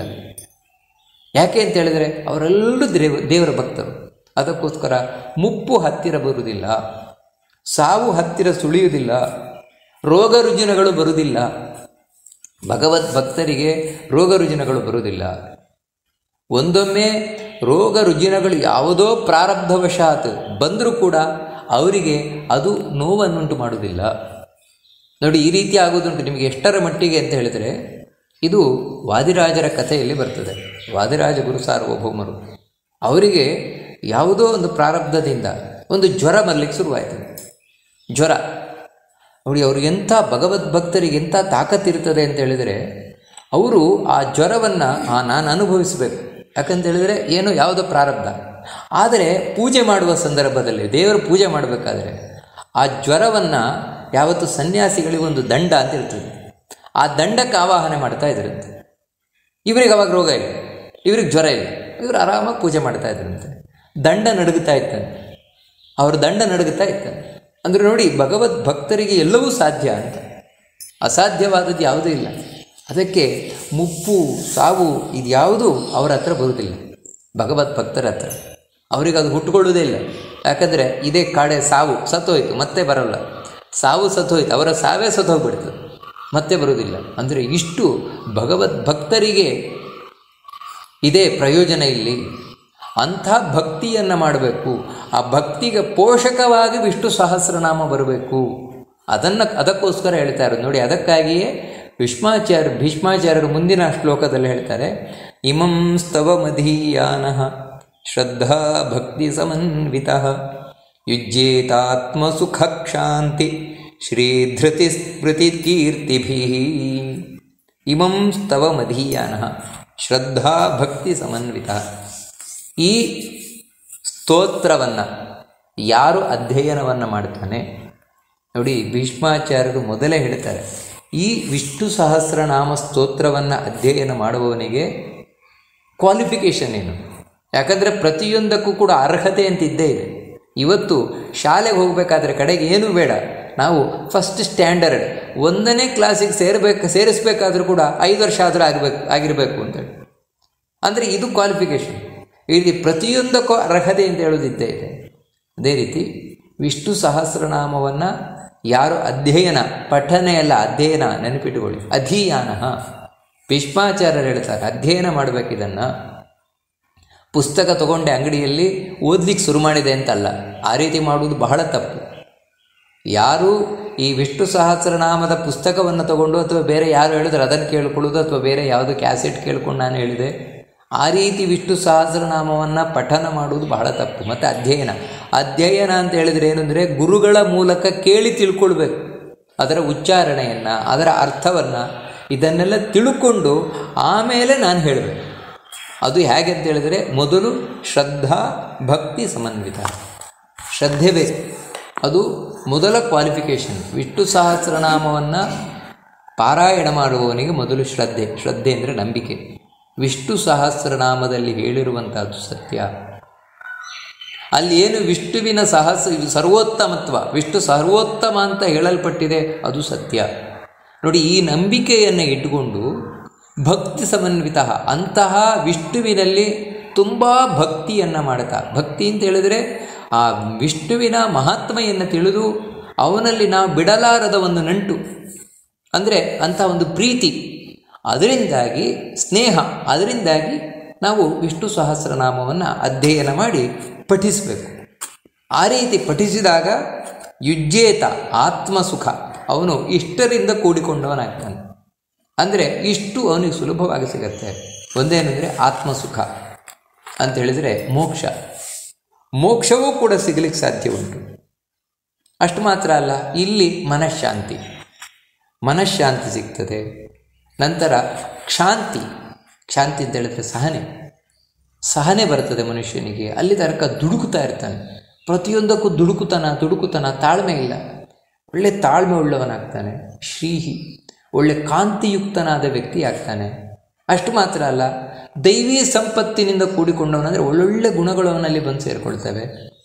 ಧೃತಿಹಿ, ನಿಲುವು, ಗಟ್ಟಿ ನಿಲುವು. ಕಡೆಗೆ ಎಲ್ಲಿವರೆಗೆ ಅಂತ ಹೇಳಿದ್ರೆ ದೇವರು ನನ್ನನ್ನು ಬಿಡುವುದೇ ಇಲ್ಲ, ದೇವರು ನನ್ನನ್ನು ರಕ್ಷಣೆ ಮಾಡಿಯೇ ಮಾಡ್ತಾನೆ. ಇಂಥ ಗಟ್ಟಿಯಾದ ನಿಲುವು ಉಳ್ಳವನಾಗ್ತಾನೆ. ಸ್ಮೃತಿ ಅಂದರೆ ದೇವರ ನೆನಪು ಅವಾಗ ಬರ್ತಾ ಇರ್ತದೆ ಅವನಿಗೆ. ಇನ್ನು ಒಳ್ಳೆಯ ಕೀರ್ತಿ ಪಡೆಯುವವನಾಗ್ತಾನೆ. ಈ ವಿಷ್ಣು ಸಹಸ್ರನಾಮವನ್ನು ಶ್ರದ್ಧಾ ಭಕ್ತಿಯಿಂದ ಕೂಡಿಕೊಂಡು ಯಾರು ಅಧ್ಯಯನವನ್ನು ಮಾಡ್ತಾನೆ, ಅಧ್ಯಯನವನ್ನು ಮಾಡಿ ಪಠಿಸ್ತಾನೆ, ಅಂಥವನಿಗೆ ಇಷ್ಟು ಪ್ರಯೋಜನಗಳಿದೆ ಅಂತ ಭೀಷ್ಮಾಚಾರ್ಯರು ತಿಳಿಸ್ಕೊಂಡು ಹೋಗ್ತಾ ಇದ್ದಾರೆ.